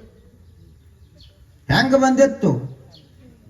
1 ಪೈಸೆಗೆ ಬಂದಿತ್ತು, 1 ಪೈಸೆಗೆ ಹೋತ್. ಹಿಂಗಾಗಬಾರದ ಜೀವನ. ವರಾನ್ನ ಪ್ರಾಪ್ಯ ನಿಬೋಧತ. ಏನ್ ಹೇಳ್ತಾರ ಮಹಾತ್ಮರು? ನಮ್ಮನ್ನ ನೋಡಿಯೇ ಒಂದು ಮಾತನ್ನ ಹೇಳಿದ್ರ ಭರ್ತೃಹರಿಗಳು. ದೊಡ್ಡ ರಾಜ ಆದ್ರೆ ಎಲ್ಲವನ್ನ ತ್ಯಾಗ ಮಾಡಿ ಒಂದು ಮಾತನ್ನ ಹೇಳಿದ್ರು ನಮ್ಮ ಸಲುವಾಗಿ ಅಂತ. ನಾವು ಹೆಂಗದೇವಿ ನಮ್ಮ ವಾಸ್ತವ ಸ್ಥಿತಿ ಹೇಳಿದ್ರ ಅವರು. ಮತ್ತ ಆಗ ಹೇಳ್ಯಾರ, ಈಗ ಬಹುಶಃ ಸುಳ್ಳ ಅಂತ ಹಿಂಗಿಲ್ಲ ಮಹಾತ್ಮರ ಮಾತು. ನೀವು ಬೇಕಾದ್ರ ಆ ಹುಡುಗ ಹುಟ್ಟಿದಾಗ ಒಂದೇನ ಆಶ್ವಾಸನ ಕೊಟ್ಟಿರ್ತಿರ್ಲಿಲ್ಲ, ಅದ ಮದುವೆಗೆ ಬರೋದ್ರೊಳಗೆ ನಿಮ್ಮ ಮಾತ ಬದಲಾಗಿರ್ತಾವ ಪೂರ. ನಿಮ್ಮ ಆಶ್ವಾಸನೆಗಳು ಬೇರೆ ಅವು. ಮುಂಜಾನೆ ಆಡಿದ ಮಾತ, ಮುಂಜಾನೆ ಚಾ ಕುಡಿ ಮುಂದೆ ಒಂದು ಆಡಿದ ಮಾತು ಬೇರೆ, ಮಧ್ಯಾಹ್ನ ಊಟಕ್ಕೆ ಬೇರೆ, ಸಂಜೆ ಊಟಕ್ಕೆ ಬಂತು ಅಂದ್ರೆ ಅವಾಗ ಇವಾಗ ಸಂಬಂಧ ಇಲ್ಲ ನಂಗ ಮಾತು ಬೇರ್ಪಟ್ಟಿರ್ತಾವ. ನಮ್ಮ ಅಷ್ಟು ದೂರ ಹೋಗಿರ್ತೇವೆ ನಾವು. ಸತ್ಯ ಅನ್ನೋದೇ ಕಡಿಮೆ ಆಯ್ತು ನಮ್ಮಲ್ಲಿ. ಆದ್ರೆ ಮಹಾತ್ಮರ ಹಾಗಲ್ಲ. ಅವರು ಎಂದ ಕೃತಯುಗದಲ್ಲಿ ಆ ಮಾತನ್ನಾಡ್ಲಿ, ಕಲಿಯುಗದಲ್ಲಿ ಅದು 100% ಸತ್ಯ, ಸುಳ್ಳಾಗುವುದಿಲ್ಲ ಅದು. ಸೂರ್ಯ ಎಷ್ಟು ಪ್ರಕಾಶಮಾನವಾಗ್ಯದಾನಲ್ಲ, ಮಹಾತ್ಮರಾಡಿದ ಮಾತುಗಳು ಅಷ್ಟೇ ಪ್ರಕಾಶಮಾನವಾಗ್ಯದ. ಆಗ ಭರ್ತೃಹರಿಗಳು ಹೇಳ್ತಾರ, ಆದಿತ್ಯಸ್ಯ ಗತಾಗತೈ ರಹರಹ ಸಂಕ್ಷೀಯತೆ ಜೀವಿತಂ ವ್ಯಾಪಾರೈರ್ ಭೌಕಾರ್ಯ ಭಾರ ಗುರುಭಿಃ ಕಾಲೋನ ವಿಜ್ಞಾಯತೆ ದೃಷ್ಟ್ವಾ ಜನ್ಮ ಜರಾ ವಿಪತ್ತಿ ಮರಣಂ ತ್ರಾಸಶ್ಚ ನೋತ್ಪದ್ಯತೆ ಪೀತ್ವಾ ಮೋಹಮಯೀಂ ಪ್ರಮಾದ ಮದಿರಾಂ ಉನ್ಮತ್ತ ಭೂತಂ ಜಗತ್. ನಾವೆಲ್ಲ ದಾರು ಕುಡ್ದವ್ರು ಅಂತ ಹೇಳಿದ್ರು ಅವರು ಭರ್ತೃಹರಿಗಳು. ಸೆರೆ ಅಂಗಡಿಯಾಗ ಹೋಗಿ ಕುಡ್ದವ ಅಟ್ಟ ಅಲ್ಲ, ಒಟ್ಟು ಯಾರಿಗ ಆತ್ಮಜ್ಞಾನ ಇಲ್ಲ, ಯಾರು ಗುರುಗಳ ಕಡೆ ಬರುವುದಿಲ್ಲ, ಪ್ರವಚನ ಕೇಳುವುದಿಲ್ಲ, ಎಲ್ಲ ನಿಶೆ ಒಳಗೈತಿ ಮಂದಿ ಅಂದ್ರ ಅವ್ರು. ಆದಿತ್ಯಸ್ಯ ಗತಾಗತೈರಹರಹ ಸಂಕ್ಷೀಯತೆ ಜೀವಿತಂ. ನಮ್ಮ ಆಯುಷ್ಯ ಹೆಂಗ ಕ್ಷೀಣ ಆಗ್ತದಂದ್ರ, ಸೂರ್ಯ ಉದಯ ಆದ, ಮಧ್ಯಾಹ್ನ ತಲೆ ಮೇಲೆ ಬಂದ, ಸೂರ್ಯಾಸ್ತ ಆಯ್ತು, ಮತ್ತ ಹೊಳ್ಳಿ ಸೂರ್ಯೋದಯ ಆಯ್ತು, ಮಧ್ಯಾಹ್ನ ಆಯ್ತು, ಸೂರ್ಯಾಸ್ತ ಆಯ್ತು. ಇದೇ ರೀತಿಯಾಗಿ ವಸಂತ ಕಾಲ, ಗ್ರೀಷ್ಮ ಕಾಲ, ಬೇಸಿಗೆ ಕಾಲ, ಮಳೆಗಾಲ, ಚಳಿಗಾಲ ಅಂತ ಕಾಲ ತಿರುಗುತ್ತಾನೆ ಅದ, ಅದೇನ್ ನಿಂತಿಲ್ಲ. ಇವತ್ತು ಹಿಂಗಾಯ್ತು ಅಂತ ನಿಂತಿಲ್ಲ ಕಾಲ. ಊರೊಳಗೊಂದು ದೊಡ್ಡ ಸಂಭ್ರಮ ನಡೆದ್ರು ಕೂಡ ಕಾಲ ನಿಂತಿಲ್ಲ, ಒಂದು ದೊಡ್ಡ ದುಃಖದ ಘಟನೆ ಆದ್ರೂ ಕಾಲ ನಿಂತಿಲ್ಲ. ಮನೆಯಲ್ಲಿ ಮಕ್ಕಳು ಹುಟ್ಟಿದರೂ ನಿಂತಿಲ್ಲ, ಸತ್ತರೂ ನಿಂತಿಲ್ಲ, ಲಗ್ನ ಆದ್ರೂ ನಿಂತಿಲ್ಲ. ಏನಾದ್ರೂ ಕೂಡ ಕಾಲ ಅನ್ನುವಂಥದ್ದು ಪರಿವರ್ತನಶೀಲ, ನಿರಂತರ ಗತಿಶೀಲ ಹೊಂಟೆ ಅದ. ಅದು ಸಂಕ್ಷೀಯತೆ ಜೀವಿತಂ ಸಮ್ಯಕ್ ಕ್ಷೀಯತೆ ಜೀವಿತಂ. ಆಯುಷ್ಯ ಹೇಗ ಹೊಂಟದ ಅಂದ್ರ ಸಮ್ಯಕ್ ಕ್ಷೀಯತೆ. ಈಗ ನಿನ್ನೆ ದಿವಸ ಹೋಯ್ತು, ಯಾವೇ ಸಾವುಕಾರದಾನ ಈ ಜಗತ್ತಿನೊಳಗ ನಿನ್ನೆ ದಿವಸ ಖರೀದಿ ಮಾಡುವಷ್ಟು, ಹೋಗಲಿ ಹಿಂದೆ ಹೋದ ಕ್ಷಣವನ್ನ ಖರೀದಿ ಮಾಡುವಷ್ಟಾದ್ರೂ ಸಾವುಕಾರದಾನೇನವ. ಹೋಯ್ತು ಅಂದ್ರೆ ಹೋಯ್ತದ, ಯಾವನಿಂದಲೂ ಹೊಳ್ಳಿ ಪಡೀಲಿಕ್ಕಾಗುವುದಿಲ್ಲ. ಆಯುಷ್ಯ ಹೋದದ್ದು ಹೋಯ್ತು. ಅದು ಹಿಟ್ಟು ಬಿಸಲಾಕರೇ ಹೋಗ್ಲಿ, ಜ್ವಾಳ ತರ್ಲಾಕರೇ ಹೋಗ್ಲಿ, ರೊಟ್ಟಿ ಬಡಿಲಾಕರೇ ಹೋಗ್ಲಿ, ಒಟ್ಟು ಹೋಯ್ತು. ವ್ಯಾಪಾರೈರ್ ಬಹುಕಾರ್ಯ ಭಾರ ಗುರುಭಿಃ ಕಾಲೋನ ವಿಜ್ಞಾಯತೆ. ನಮಗ ಆಯುಷ್ಯ ಎಷ್ಟು ದೊಡ್ಡ ಆಯುಷ್ಯ, ಸಣ್ಣ ಆಯುಷ್ಯ ಏನದು, ಒಂದು 100 ವರ್ಷದ. 100 ವರ್ಷ ಅಂದ್ರೆ ಏನು ಸಾಮಾನ್ಯ ಕೆಲಸದ ಏನದು. ಇದಾ ಆಯುಷ್ಯ ಬಳಸಿ ಹಿಂದಿನವ್ರು ಏನೇನು ಬಹಳ ದೊಡ್ಡ ದೊಡ್ಡ ಸಾಧನ ಮಾಡಿ ಹೋಗ್ಯಾರ. ಆದ್ರ ವ್ಯಾಪಾರೈರ್ ಬಹುಕಾರ್ಯ ಭಾರ ಗುರುಭಿಃ, ನಾವು ಹಲವಾರು ವ್ಯವಹಾರಗಳನ್ನು ಮಾಡ್ಕೋತ ಆ ಒಂದು ಕಾರ್ಯ ಬಾಹುಳ್ಯದಿಂದ, ಆ ಜವಾಬ್ದಾರಿಯಿಂದಾಗಿ ಕಾಲೋನ ವಿಜ್ಞಾಯತೆ, ನಮ್ಮ ಆಯುಷ್ವಾದದ ಗೊತ್ತಾಗವಲ್. ನಮ್ಗೆ ಇವ ಏನ್ ಮಾಡ್ತಾನ, ಮಗು ಹುಟ್ಟಿತ್ತು ಅಂತ ಸಂತೋಷ ಪಡ್ತಾನ. ನೀ ಮುದುಕಾದಿ ಅಂತ ತಿಳ್ಕೊ ಮೊದಲಂತ ಹೇಳ್ತಾರ ಅವ್ರು ಋಷಿಗಳು. ಮೊಮ್ಮಗ ಹುಟ್ಟಿದ ಅಂದ್ರ ನೀ ಅಪ್ಪಿದ್ದ ಅಜ್ಜ ಆದಿ ಅದನ್ನ ತಿಳ್ಕೊ ಮೊದಲ. ಅದು ಹುಡುಗ ನಕ್ಕೋತ ಹೋಗ್ತದ ಹೋಗ್ಲಿ, ನೀನು ಮೊಮ್ಮಗ ಹುಟ್ಟಿದ ಅಂದ್ರ ನಿನಗ ವಯಸ್ಸಾಯ್ತು ಅಂತ ತಿಳ್ಕೊ ಅಂತ ಹೇಳ್ತಾರ ಅವರು. ಅವು ಒಂದೊಂದು ಸಂಕೇತವು. ಮಗ ಹುಟ್ಟ್ರೆ ಒಂದು ಸಂಕೇತ, ಮೊಮ್ಮಕ್ಕಳು ಹುಟ್ಟಿರೋ ಒಂದು ಸಂಕೇತ. ಮಗ ಹುಟ್ರ ಮನಿ ಪನಿ ಕಟ್ಟಿ ಚಲೋ ತಂಗಿ ದುಡಿದು ಚಲೋ ಸಂಸಾರ ಮಾಡಪ್ಪ ಸಂಕೇತ ಮಗ ಹುಟ್ಟ. ಮೊಮ್ಮಗ ಹುಟ್ರ ಏನು ಮನೆ ಬಿಡಪ್ಪ, ನೀವು ಸಣ್ಣಂಗೆ ಆಶ್ರಮ ಹಾದಿ ಹಿಡುವ, ಸಣ್ಣಂಗೆ ಅಲ್ಲೇ ಮಠದ ಕಡೆ ಹೋಗು, ಇಲ್ಲೆಲ್ಲ ಮನ್ಯಾಗ ಏನ್ ನೋಡ್ಕೋತಾರ ಅವ್ರು. ಹೊಸ ಎತ್ತುಗಳು ಬಂದಾವ, ಹೊಸ ಹತ್ರ ಹೆಗಲ ಮೇಲೆ ಇಟ್ಟು ನೀವು ಆರಾಮ್ ಕುಲ್ಲ ಆಗ್ಬೇಕು. ಸಾಯು ತನಕ ಮುತ್ಯ ಎಷ್ಟು ವಯಸ್ಸಾದ್ರೂ ಇನ್ನು ನಾನಾ ಹೊತ್ತು ಜಗ್ತನಂದ್ರೆ ಹೆಗಲನು ಉಳಿಯಂಗಿಲ್ಲ, ಎತ್ತನು ಉಳಿಯಂಗಿಲ್ಲ.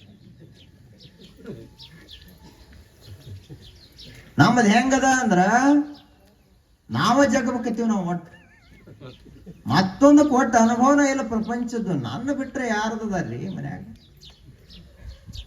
ಸಾರಿ ಹುಣಸಿ ಹುಳಿ ಎಟ್ಟು ಹಾಕ್ಬೇಕು ಅನ್ನಿಸ್ತೈತಿ. ನಾನೇ ಹೇಳ್ಬೇಕಂತ ಆಯ್ತಿ. ಸೊಸಿಗೇನ್ರಿ ಗೊತ್ತಾಗೋದಿಲ್ಲ. ಎಲ್ಲರೇ ತುಸು ಹೆಚ್ಚಿಗೆ ಹಾಕಿರ ಹುಳಿ ಹೆಚ್ಚಾತಂದ್ರ ಅದು ಒಮ್ಮೆ ನೆನಾಕಿ ಇಟ್ಟಿರ್ತಾರ, ಮುಗಿತದ. ವರ್ಷಗಟ್ಲೆ ಅದ ಪ್ರಪಂಚ ಮಾಡೋ ಅನುಭವ ಹೆಚ್ಚಿರ್ತೈತಿ ಅವ್ರಿಗೆ. ಇವ್ರ ಹಂಗಲ್ ದಿನ ಹೊಸಾದ್ ತೊಳೆದು ಹೊಸಾದ್ ನೀರು ಮಾಡಿ ಹೊಸಾದ್ ಹಾಕವ್ರು. ಇವ್ರಿಗೆ ಅನುಭವ ಇಲ್ಲ. ಇದನ್ನ ಅತ್ತಿ ನೋಡಿದ್ಲು, ಅತ್ತಿಗರಿ ಕಾಲು ಹೋಗ್ಯಾವ. ಆದ್ರೂ ಹಾಗೇ ಸಾವಕಾಶ ಬಂದ ಹೆಂಗ ಸಾರ ಮಾಡಬೇಕು ಅಂತ ಹೇಳಿದ್ಲು ಅಜ್ಜಿ. ಅಜ್ಜಿಗೆ ಹೆಮ್ಮೆ ಅನಿಸ್ತು. ನೋಡಿ, ಇವರಿಗೆ ಸಾರು ಮಾಡ್ಲಾಕ್ ಬರುದಿಲ್ಲ, ನನಗ ಸಾರು ಮಾಡ್ಲಾಕ್ ಬರ್ತೈತಿ.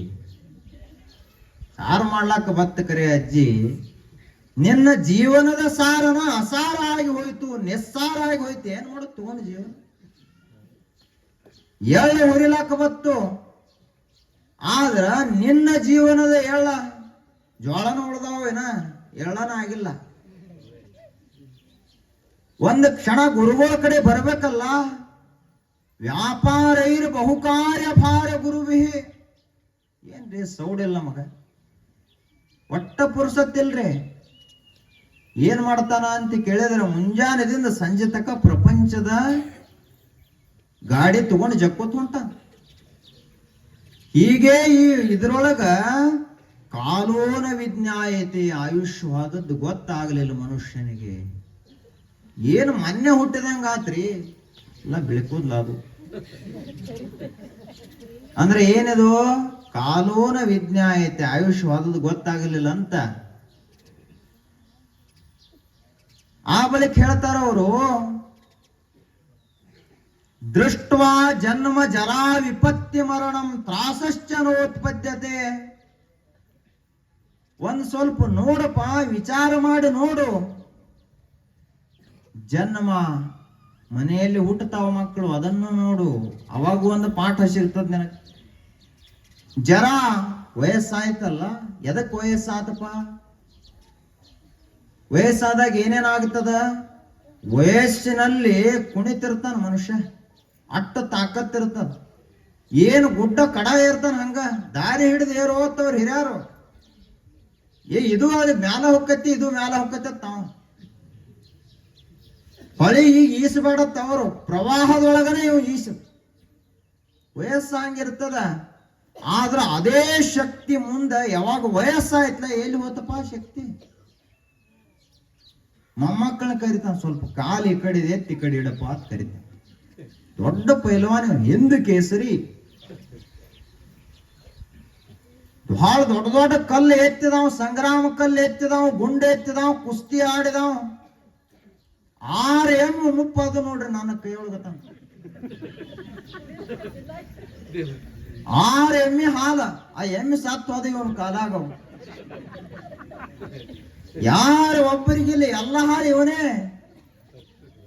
ತುಪ್ಪ ಇವನ, ಮೊಸರ ಮಜ್ಜಿಗೆ ಎಲ್ಲ ಉಂಡು 6 ಎಮ್ಮೆ ಕೊಂದೇವ ಒಬ್ಬನ ಪೈಲ್ವಾನ್.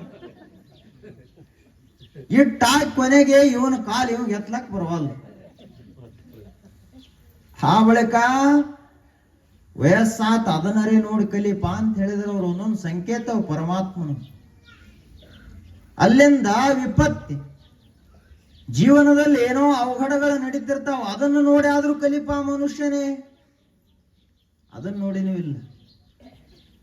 ಮರಣಂ, ಕೊನೆಗೆ ಹಾಸಿಗೆ ಹಿಡದ್ರಿ, ಮುದುಕ ಹಾಸಿಗೆ ಹಿಡದ್ರಿ. ಈಗಲೇ ಆ ಮುತ್ತ ನೆನಪು ಮಾಡ್ಕೋಬೇಕು, ಎದಕ್ಕಾಗಿ ಭೂಮಿಗೆ ಕಳಿಸಿದ್ದ ಪರಮಾತ್ಮ. ನಾ ಇಲ್ಲಿ ಏನು ಮಾಡಿ, ನೀವು ಹೋಗು ಮುಂದೆ ಏನು ಯಾವುದನ್ನ ಇಟ್ಟರೆ ವಿಚಾರ ಮಾಡು. ಕೊನೆಗನು ಮತ್ತೆ ಕ ಕ ಕ ಕ ಅನ್ಕೋತ ಸತ್ತು ಬಿಡ್ತ. ಏನಿದು ಕ ಕ? ಒಂದು ಮುದುಕಿತ್ತು ಒಂದು ಊರಾಗ ಅಜ್ಜ. ಅವ ಅಜ್ಜ ಭಾರಿ ಪ್ರಪಂಚ ಮಾಡಿದವ. ಪ್ರಪಂಚ ಮಾಡೋದು ಅಂದ್ರೆ ಸುಮ್ ಎಲ್ಲರಿಗೂ ಬರೋ ಕೆಲಸ ಅಲ್ಲ. ನೀವು ಇಷ್ಟೆಲ್ಲಾ ಮಂದಿ ಪ್ರಾಪಂಚಿಕರದಿರಿ ಅಂದ್ರೆ ಎಲ್ಲೋ 4 ಜನ ಶಾಣ ಮಾಡ್ತಾರೆ ಇದ್ರಾಗ. ಎಲ್ಲರಿಗೂ ಬರೋದಿಲ್ಲ ಅದು ಪ್ರಪಂಚ. ಕೆಲವೊಬ್ಬರು ತುದಿದಿಂದ ತಿನ್ಕೊತ ಬರ್ತಾರೆ, ಕಬ್ಬ ಮಳ್ಳದಾರಂತ. ತುದಿದಿಂದ ತಿನ್ಕೊತ ಬರೋದ್ರಾಗ ಯಾವಾಗ ಆಯುಷ್ ಹೋಗತ್ತೆ ಯಾರಿಗೆ ಗೊತ್ತು? ಸೌಳ ಕಬ್ಬಿಗನ ಆಯುಷ್ ಮುಗಿತಂದ್ರ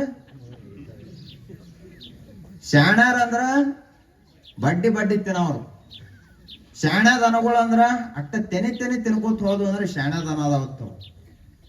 ಇದು ಬಡ್ಡೆ ಒಂದು ಬಾಯಾಗ ಹಾಕೊಂಡು ಏನ್ ನಿತ್ತಲ್ಲ ದಂಟ್ ಹಾಕೊಂಡು ಮುಗಿತ್ ಕೆಲಸ ತಾಸಾದ್ರೂ ಬಿಡವಲ್ಲ. ಅದ ಒಟ್ಟ ಹಳಿ ಚಿಪ್ಪಾಡಿನೇ ತಿಲ್ಲ ಶಾಣ್ಯ ದನ ತರನೇ ಅದ ಇಲ್ಲ. ಹಂಗ ಪ್ರಪಂಚದೊಳಗು ಶಾಣ್ಯ ಪ್ರಪಂಚಿಕರ ತಿರ್ತಾರ. ಅವ್ರು ಬಾಳ ಹುಷಾರಿರ್ತಾರ.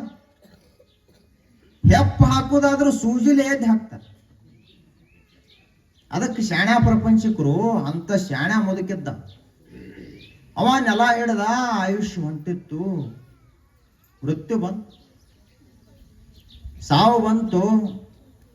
ಅವಾಗ ಇವ ಅಜ್ಜ ಬಹಳ ಆಸ್ತಿ ಮಾಡಿದ್ದ. ಯಾಕ ಶಾಣ್ಯ ಪ್ರಪಂಚಿಕರೇ ಹೆಚ್ಚು ಆಸ್ತಿ ಮಾಡ್ತ.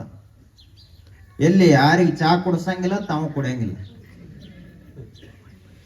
ಎಲ್ಲಿ ಹೋಗುದಿಲ್ಲ, ಸತ್ರ ಹೋಗುದಿಲ್ಲ. ಯಾಕ ಮತ್ ನಮ್ ಖರ್ಚಾಕೈತಿ. ಯಾಕೆ ಹೋಗುದ್ರಿ? ಹುಟ್ಟಿದ್ವನ್ ಸಾಯಬೇಕು. ಎಲ್ಲಾರು ಹುಟ್ಟತಾರ, ಎಲ್ಲಾರು ಸಾಯ್ತಾರ. ಯಾಕ ಅವ್ರ ಮಣ್ಣಿಗೆ ನಾವ್ಯಾಕೆ ಹೋಗ್ಬೇಕು? ನಾವು ಸತ್ ಬಳಕ ಅವರು ಬರ್ಬೇಕತ್ತೇನಿಲ್ಲ. ಹಿಂಗಿರ್ತಾರ ಅವರು. ಇಂಥವ್ರು ಬಹಳ ಜಾಣ ಪ್ರಪಂಚಿಕರು. ಮುತ್ಯ ಮಲ್ಕೊಂಡ. ಅವಾಗ ಏನಾತು ಅಂದ್ರ ಬಹಳ ಆಸ್ತಿ ಮಾಡಿದ್ದ. ಎಲ್ಲ 8 ದಿಕ್ಕಿಗೆ ಅವನು ಹೊಲಗಳಿದ್ದು. ಊರಿನ 8 ದಿಕ್ಕಿಗೆ, ಊರಾಗ 4 ದಿಕ್ಕಿಗೆ ಮನೆ ಇದ್ದು. ಇವ ಒಂದು ಮನೆ ಒಳಗೆ ಜೇರ ಆಗಿ ನೆಲ ಹಿಡಿದು ಮಕ್ಕೊಂಡಿದ್ದ. ಅವಾಗ ಏನಾಯ್ತು ಅಂದ್ರ ಬಡಬಡಸ್ಲಾತ್ತೇವ್. ಹಿಂಗ್ ಕೈ ಮಾಡವ ಏನೋ ಹೇಳಕ್ ಹೋಗ್ಬೇಕ. ನಾವು ಬಾಯಿನ ಹೋಗಿತ್ತು, ಏನು ಹೇಳಕ್ ಬರವಲ್ದು, ಒಡದು ಹೇಳಕ್ ಬರವಲ್ದು. ಅವ್ರ 4 ಜನ ಮಕ್ಕಳು, ಮೊಮ್ಮಕ್ಕಳು ಎಲ್ಲರೂ ಸ್ವಸ್ಥರು, ಎಲ್ಲರೂ ಕೂಡಿದರು. ಅವ್ರಂದ್ರು ಮುತ್ತೆ ಎಲ್ಲೋ ಗಂಟಿಟ್ಟಾನೆ. ಯಾರಿಗೂ ಬಡ್ಡಿ ಹಂಗ ಕೊಟ್ಟಾನ.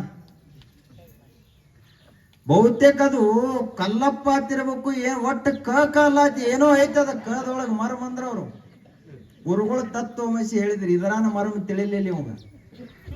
ನೀನ ದೇವ್ರದಿಪ ಅಂತ ಹೇಳಿದ್ರು. ಇದರಾನ ಮರಮನ ತಿಳಿಲಿಲ್ಲ. ಅವ ಏನ್ ಹೇಳತ್ಲ ಅದು ಒಳ್ಳೆ ಹಿಡಿಸ್. ಆ ಕ್ಷಣಕ್ಕೆ ಏನಾತು ಅಂದ್ರ ಏನಾದ್ರ ಆಗಲಿ ಅಂತ ತಿಳ್ಕೊಂಡು ಒಬ್ಬ ಡಾಕ್ಟ್ರಿಗೆ ಹೋಗಿ ಭೇಟಿ ಆದ. ಏನಾರೇ ಮಾಡಿ ಒಟ್ಟು ನಮ್ಮ ಅಪ್ಪ ಬದುಕಂಗ ಆಗಲಿ, ಒಂದೆರಡು ಮಾತಾಡಂಗ ಆಗ್ಲಿ ಸಾಕಂದ್ರ ಅವ್ರು. ಅದು ಬೇಕಾದಷ್ಟು ಖರ್ಚಾಗಲ್ರಿ ಅಂದ್ರ ಅವ್ರು 10 ಲಕ್ಷ ಖರ್ಚಾಗಲಿ. ಡಾಕ್ಟರ್ ಅಂದ, ಎಷ್ಟು ಕಾಳಜಿ ಅದಾರ ಈ ಕಲಿಯುಗದೊಳಗ. ಅಪ್ಪನ ಮೇಲೆ ಎಷ್ಟು ಕಾಳಜಿ ಮಕ್ಳು ಎಲ್ಲಿ ಸಿಗತ್ತಾವ? ಆ ಕ್ಷಣಕ್ಕೆ ಅವ ಡಾಕ್ಟರ್ ಹೇಳಿದ, ನೀವು ಇಷ್ಟು ಒತ್ತಾಯ ಮಾಡ್ತೀರಿ ಅಂದ ಬಳಿಕ ನಾವು 5 ಲಕ್ಷದ 1 ಇಂಜೆಕ್ಷನ್ ಮಾಡ್ತೇನೆ. ಮಾಡಿದ ಬಳಿಕ ನಿಮ್ಮ ಅಪ್ಪ ಬರೀ 1 ತಾಸು, ಅದು ಮೊದಲು ಸ್ವಲ್ಪ ಸ್ಪಷ್ಟ ಆಗಿ ಮುಂದ್ ಮಾತು ಹೋಗಿ ಬಿಡ್ತೈತಿ, ಮಾತು ಉಳಿದಿಲ್ಲ ಅಂತ ಹೇಳಿದವ. ಸೂರ್ಯ ಪೂರ ಇಳ್ದಾನ. ಇನ್ ಹೆಂಗ್ ಹೊಳ್ಳಿರವ? ಏನು ಮಾಡಿದ್ರು ಬೆಕ್ಕಾದಂತ ಪೈಲ್ವಾನ ಬಂದ್ರು ಸೂರ್ಯನ ಮ್ಯಾಲ ತರ್ಲಕ್ ಆಗೋದಿಲ್ಲ ಆದವ. ಹಂಗ ಈ ಸೂರ್ಯನು ಮುಳುಗು ಹಂತದಾಗಿದ್ದ. ಇವ್ರು ಏನ್ರ ಮಾಡಿ ಎಬಿಸ್ ತರಬೇಕು ಅಂತ ಇವ್ರು. ಆ ಕ್ಷಣಕ್ಕೆ ಏನಾಯ್ತು ಅಂದ್ರ ಇಂಜೆಕ್ಷನ್ ಮಾಡಿದ ಡಾಕ್ಟರ್. ಅಲ್ಲಿಂದ ಮುತ್ಯ ಮಾತಾಡಿದ. ವೇದ ವಾಕ್ಯ ನೆನಪಿಟ್ಕೋಬೇಕು. ಅವ ಏನಂದ ಅಂದ್ರ, ಎಷ್ಟು ಮಳೆದಿರಿ ಅವತ್ತಂದವ, ಏನು ದಡ್ಡದಿರಿ ಅಲ್ಲಿ ಕರ ಕಸಬರಿಗೆ ಕಡ್ಲಾಗ್ತದ. ಕಸಬರಿ ಹೆಂಗ ಪ್ರಪಂಚ ಮಾಡ್ತಿರೋ? ತೊಗರಿ ಕಸಬರಿಗೆ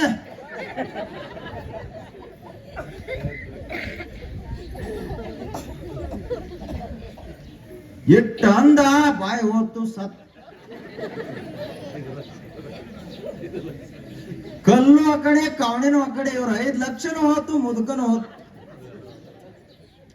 ಏನ ಗಂಟು ಹೇಳಿಸಾಯ್ತಾನತ್. ಇವರು ಗಂಟು ಇಲ್ಲ, ಏನೋ ವಾದ.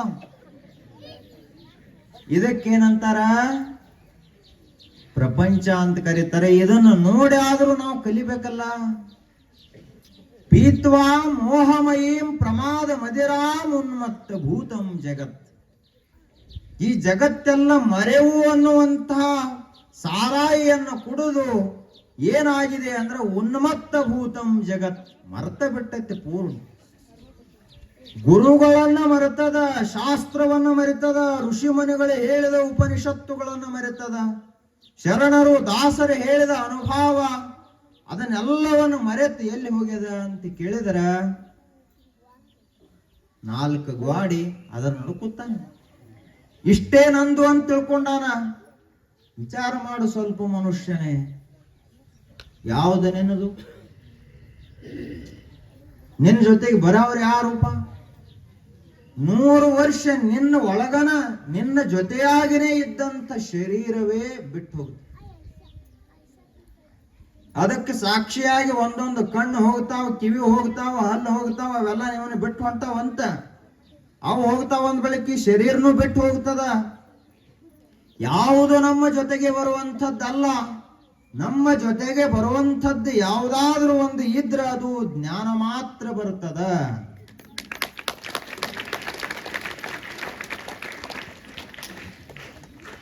ಹನ್ನೊಂದು ತಿಂಗಳ ಪ್ರಪಂಚ, 1 ತಿಂಗಳು ಶ್ರಾವಣ.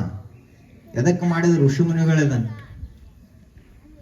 ಇವು 11 ತಿಂಗಳಗಟ್ಲೆ ಪ್ರಪಂಚದ ಎಲ್ಲ ಹೆಗಲ ಮೇಲೆ ಹೊತ್ಕೊಂಡು, ನಗ ಹೊತ್ಕೊಂಡು ಜಗ್ಗಿ ಜಗ್ಗಿ ದಣದಿರ್ತಾವ ಎತ್ತುಗಳು. ಈಗ 1 ತಿಂಗಳು ವಿಶ್ರಾಂತಿ ಕೊಡೋನು ಅಂತ ಮಾಡ್ಯಾರ ಇದನ್ನ. ಆದ್ರೂ ಮಂದಿ ಬಿಡುದಿಲ್ಲ. ಎಟ್ಟದ ಊರಾಗ ಜನಸಂಖ್ಯೆ ಬಹಳದ. ಆದ್ರೆ ಇಲ್ಲಿ ಬಂದದ್ದು ಇದು ಆಸಕ್ತಿಯಿಂದ ಬಂದ ಮಂದಿ ಅದ. ನೀವೇ ಮುಕ್ತ ಆಗೋದು. ಬರ್ಲಾರ್ದ ಮಂದಿಗೇನು?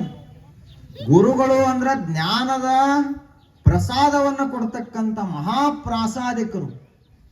ಜ್ಞಾನದ ಬುತ್ತಿಯನ್ನು ಉಣಿಸುವಂತ ತಾಯಿ. ಆ ತಾಯಿ ಬುತ್ತಿ ಬಿಚ್ಚು ಉಣಿಸುವಾಗ ಯಾವ ಮಕ್ಕಳು ಬಂದು ಉಣ್ತಾವಲ್ಲ ಅವಕ್ಕೆ ಹೊಟ್ಟೆ ತುಂಬತದ. ಬರ್ಲಾರ್ದು ಕಿಲ್ಲ, ಉಪವಾಸ ಸತ್ತು ಬಿಡ್ತದೆ. ಗುರುಗಳಿಗಾಗಿ ಜ್ಞಾನ ಅಲ್ಲ, ಶಿಷ್ಯರಿಗಾಗಿ, ಭಕ್ತರಿಗಾಗಿ, ಲೋಕದ ಉದ್ಧಾರಕ್ಕಾಗಿ ಜ್ಞಾನ. ಗುರುಗಳೇನು ಅವರೇ ಪರಮಾತ್ಮ ಆಗಿರ್ತಾರ? ಸಾಕ್ಷಾತ್ ಭರ್ಗೋ ನರಾಕೃತಿ, ಭೂಲೋಕದ ಭಗವಂತ ಅಂತ ಕರೀತಾರ ಅವರಿಗೆ. ಅವ್ರಿಗೇನು ಅವಶ್ಯಕತೆ ಇರೋದಿಲ್ಲ, ಲೋಕಕ್ಕೆ ಅವಶ್ಯಕತೆ ಇರ್ತದೆ. ಆಗ ಅಂಥ ಮಹಾತ್ಮರು ತಿಂಗಳಾನುಗಟ್ಲೆ ಪ್ರವಚನ. ಇಲ್ಲಿ ಏನ್ ಮಾಡ್ತಾರ? ಏನೂ ಇಲ್ಲ, ಏನ್ ರೊಕ್ಕ ಕೊಡಂಗಿಲ್ಲ, ರೂಪಾಯಿ ಕೊಡಂಗಿಲ್ಲ, ಏನೇನೂ ಇಲ್ಲ. ಆದರೂ ಕೂಡ ನಮ್ಮ ಮನಸ್ಸನ್ನ ಸ್ವಚ್ಛ ಮಾಡ್ತಾರ. ಅದರೊಳಗಿರುವಂತ ಎಲ್ಲ ಕಸ ಎಲ್ಲ ತೆಗೆದು ಹಾಕಿ, ಮುಳ್ಳ ಕಂಟಿ ಎಲ್ಲವನ್ನ ತೆಗೆದು ಹಾಕಿ ಏನ್ ಮಾಡ್ತಾರ? ಬ್ರಹ್ಮ ಜ್ಞಾನದ ಆತ್ಮವಿದ್ಯೆ ಬೀಜಗಳನ್ನು ಬಿತ್ತ. ಒಂದೊಂದು ವಚನ ನಮ್ಮ ಜೀವನದಲ್ಲಿ ಅಳವಟ್ರ ಸಾಕು, ಮತ್ತೇನು ಬೇಡ. ಇವ ಇಲ್ಲೇ ಗುರುಗಳನ್ನ ಬಿಟ್ಟು ಕಾಶಿಗೆ ಹೋದ. ವಿಶ್ವೇಶ್ವರ ಜ್ಯೋತಿರ್ಲಿಂಗ ದರ್ಶನ ಆದ್ರ ಮುಗಿತ್ ಜನ್ಮ ಪಾವನ ಅಂದ. ಗಂಗಾ ನದಿ ಸ್ನಾನ, ಕಾಶಿ ವಿಶ್ವನಾಥನ ದರ್ಶನ. ಅವ ವಿಶ್ವನಾಥಂದ ನಿಮ್ಮ ಊರೊಳಗನ ಚನ್ನಬಸಪ್ಪನ ವಾರಿ ಒಳಗನ ನಾನು ಶಿವಯೋಗೀಶ್ವರ ಸ್ವಾಮಿಗಳ ರೂಪದಾಗ ಅದನ್ನು ಅದನ್ನ ಬಿಟ್ಟು ನನ್ನ ಕಡೆ ಬಂದದೆ ಅಂದ್ರ ನಿನ್ನ ಯಮನ ಕಡೆನ ಕಳಿಸ್ತಂದ ನಮ್ಮ ಶಿವ. ಇಲ್ಲೇನದನು ನಿಂದ ಕೆಲಸ? ಇಟ್ಟು ದೂರ ಯಾಕೆ ಬಂದದೆ?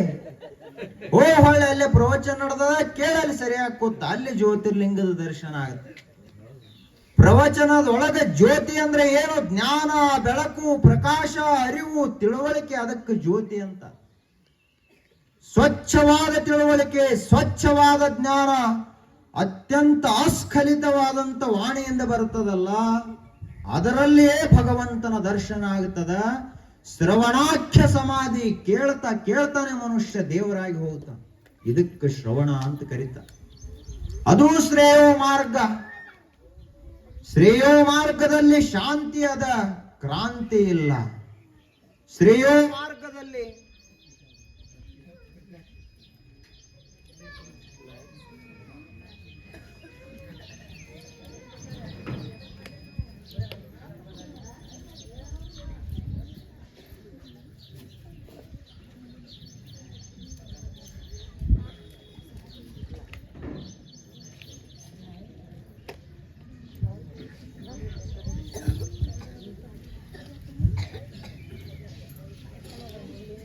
ಇದೇನ ಕರೆಂಟ್ ಓತಲ್ರಿ.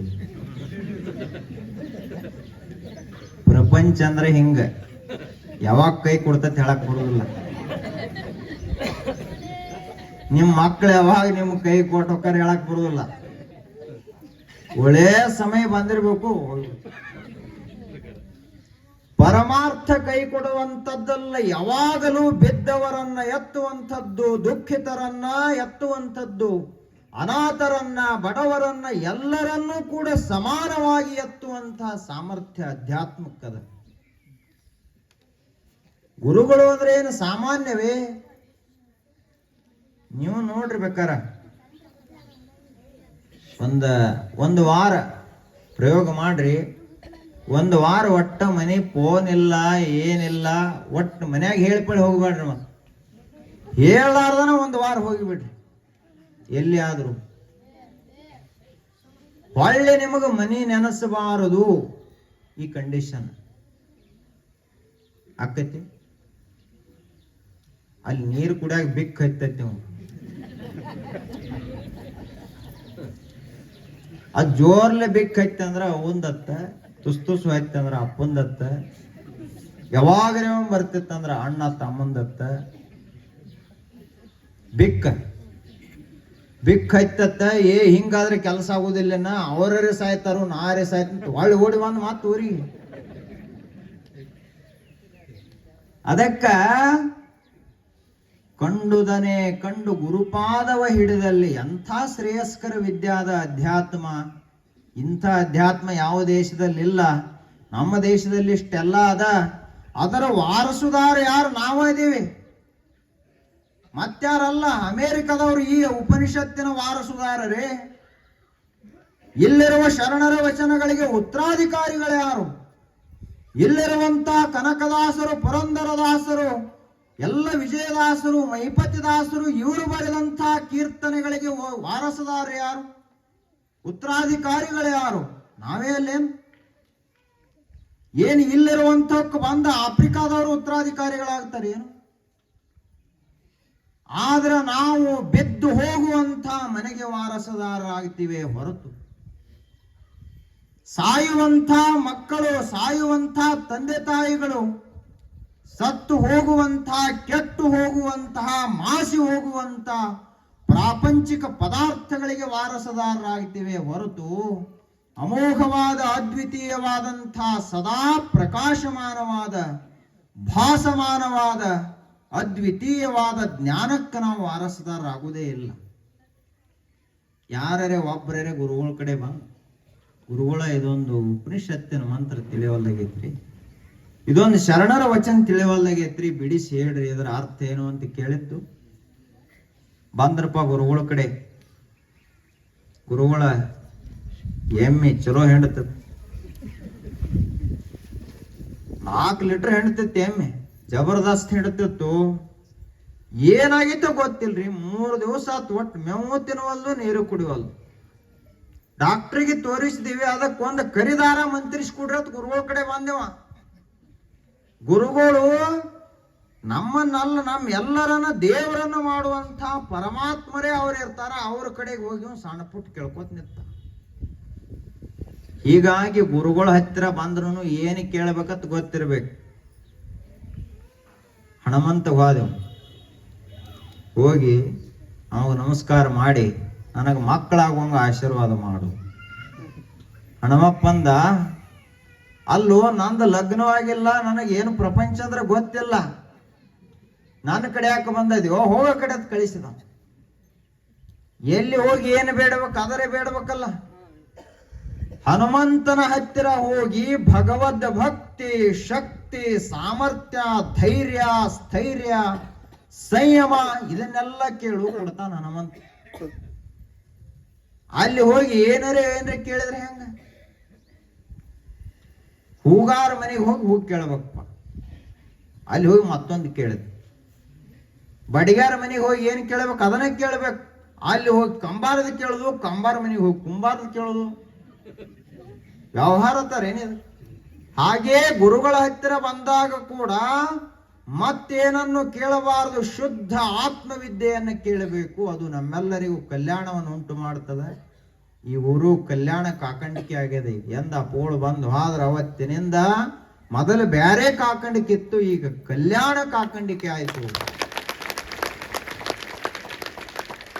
ಹಲವು ಮಾತೇನು ಗುರುರಾಯ ನೀನು ಒಲಿದು ಪಾದವನಿಟ್ಟ ಈ ಕಲ್ಯಾಣ ನಾಡು ಕಾಕಂಡಿಕೆ ಅನ್ನುವಂಥ ನಾಡು ಇದೇ ತೀರ್ಥ ಕ್ಷೇತ್ರ, ಪುಣ್ಯ ಕ್ಷೇತ್ರ, ನೆಲವೇ ಸುಕ್ಷೇತ್ರ, ಜಲವೇ ಪಾವನ ತೀರ್ಥ, ಸುಲಭ ಶ್ರೀ ಗುರುವೇ ಕೃಪೆಯಾಗು. ಸಾಕ್ಷಾತ್ ಪರಮಾತ್ಮನೇ ಇದ್ರೆ ಅಪ್ಪುಗಳು ಅಂಥವರು ಬಂದ ನಿಮ್ಮ ಊರಿನಲ್ಲಿ ಕೊನೆಯ ಪ್ರವಚನವನ್ನು ಹೇಳಿದ್ರಿಂದ ಎಷ್ಟು ಸೌಭಾಗ್ಯವಂತರು ನೀವು ಊರವರು. ಇತಿಹಾಸದೊಳಗೆ ದಾಖಲಾಯಿತು ಕಲ್ಯಾಣ ಕಾಕಂಡಿಕೆ ಹೆಸರು. ಸಿದ್ದೇಶ್ವರಪ್ಪಗಳದ ಕೊನೆಯ ಪ್ರವಚನ ಎಲ್ಲಿ ಆಯಿತು ಅಂದ್ರೆ ಕಲ್ಯಾಣ ಕಾಕಂಡಿಕೆಯಲ್ಲಿ ಆಯಿತು ಅಂತ ಹೇಳ್ತಾರೆ.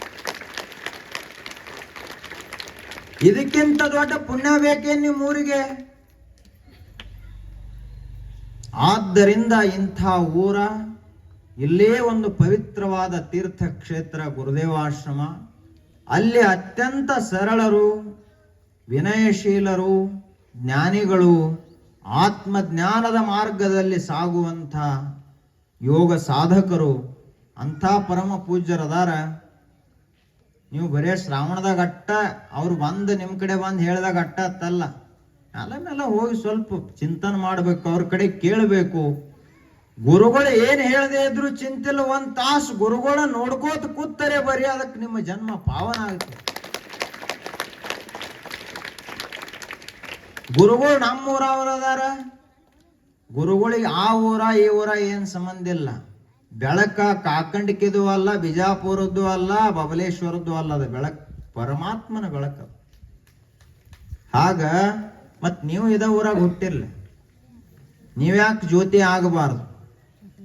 ಆದರೂ ಕೂಡ ಅದು ದೈವ ಲೀಲೆ ಇರ್ತದ, ದೈವ ಸಂಕಲ್ಪ ಇರ್ತದ. ಇದೇ ಊರಲ್ಲಿ ಅಂಥ ಮಹಾತ್ಮರು ಹುಟ್ಟಿದ್ರು ಅಂದ್ರೆ ಎಷ್ಟು ಪುಣ್ಯ ಮಾಡಿದ್ ನಿಮ್ ಊರು. ಅವರ ಕಾರಣದಿಂದ ಅಪ್ಪುಗಳು ಈ ಊರಿಗೆ ಬಂದಾರ, ಗೊತ್ತಿರಲಿ ನೀವು. ಹೀಗಾಗಿ ಎಲ್ಲರೂ ಕೂಡಿ ಅವರು ಗುರುಗಳ ಸೇವೆಯನ್ನು ಮಾಡ್ತಾ ಆಧ್ಯಾತ್ಮಿಕ ಮಾರ್ಗದಲ್ಲಿ ನಡೆಯೋಣ. ದಿನಾಲು ತಾವೆಲ್ಲರೂ ತಪ್ಪಲಾರದೆ ಪ್ರವಚನಕ್ಕೆ ಬರಿ, ಎಲ್ಲರಿಗೂ ಒಳ್ಳೇದಾಗ್ತದೆ ಅಂತ ಹೇಳ್ತಾ ಒಂದೆರಡು ಮಾತುಗಳು ಸದ್ಗುರು ಚರಣಕ್ಕೆ ಸಮರ್ಪಿತ.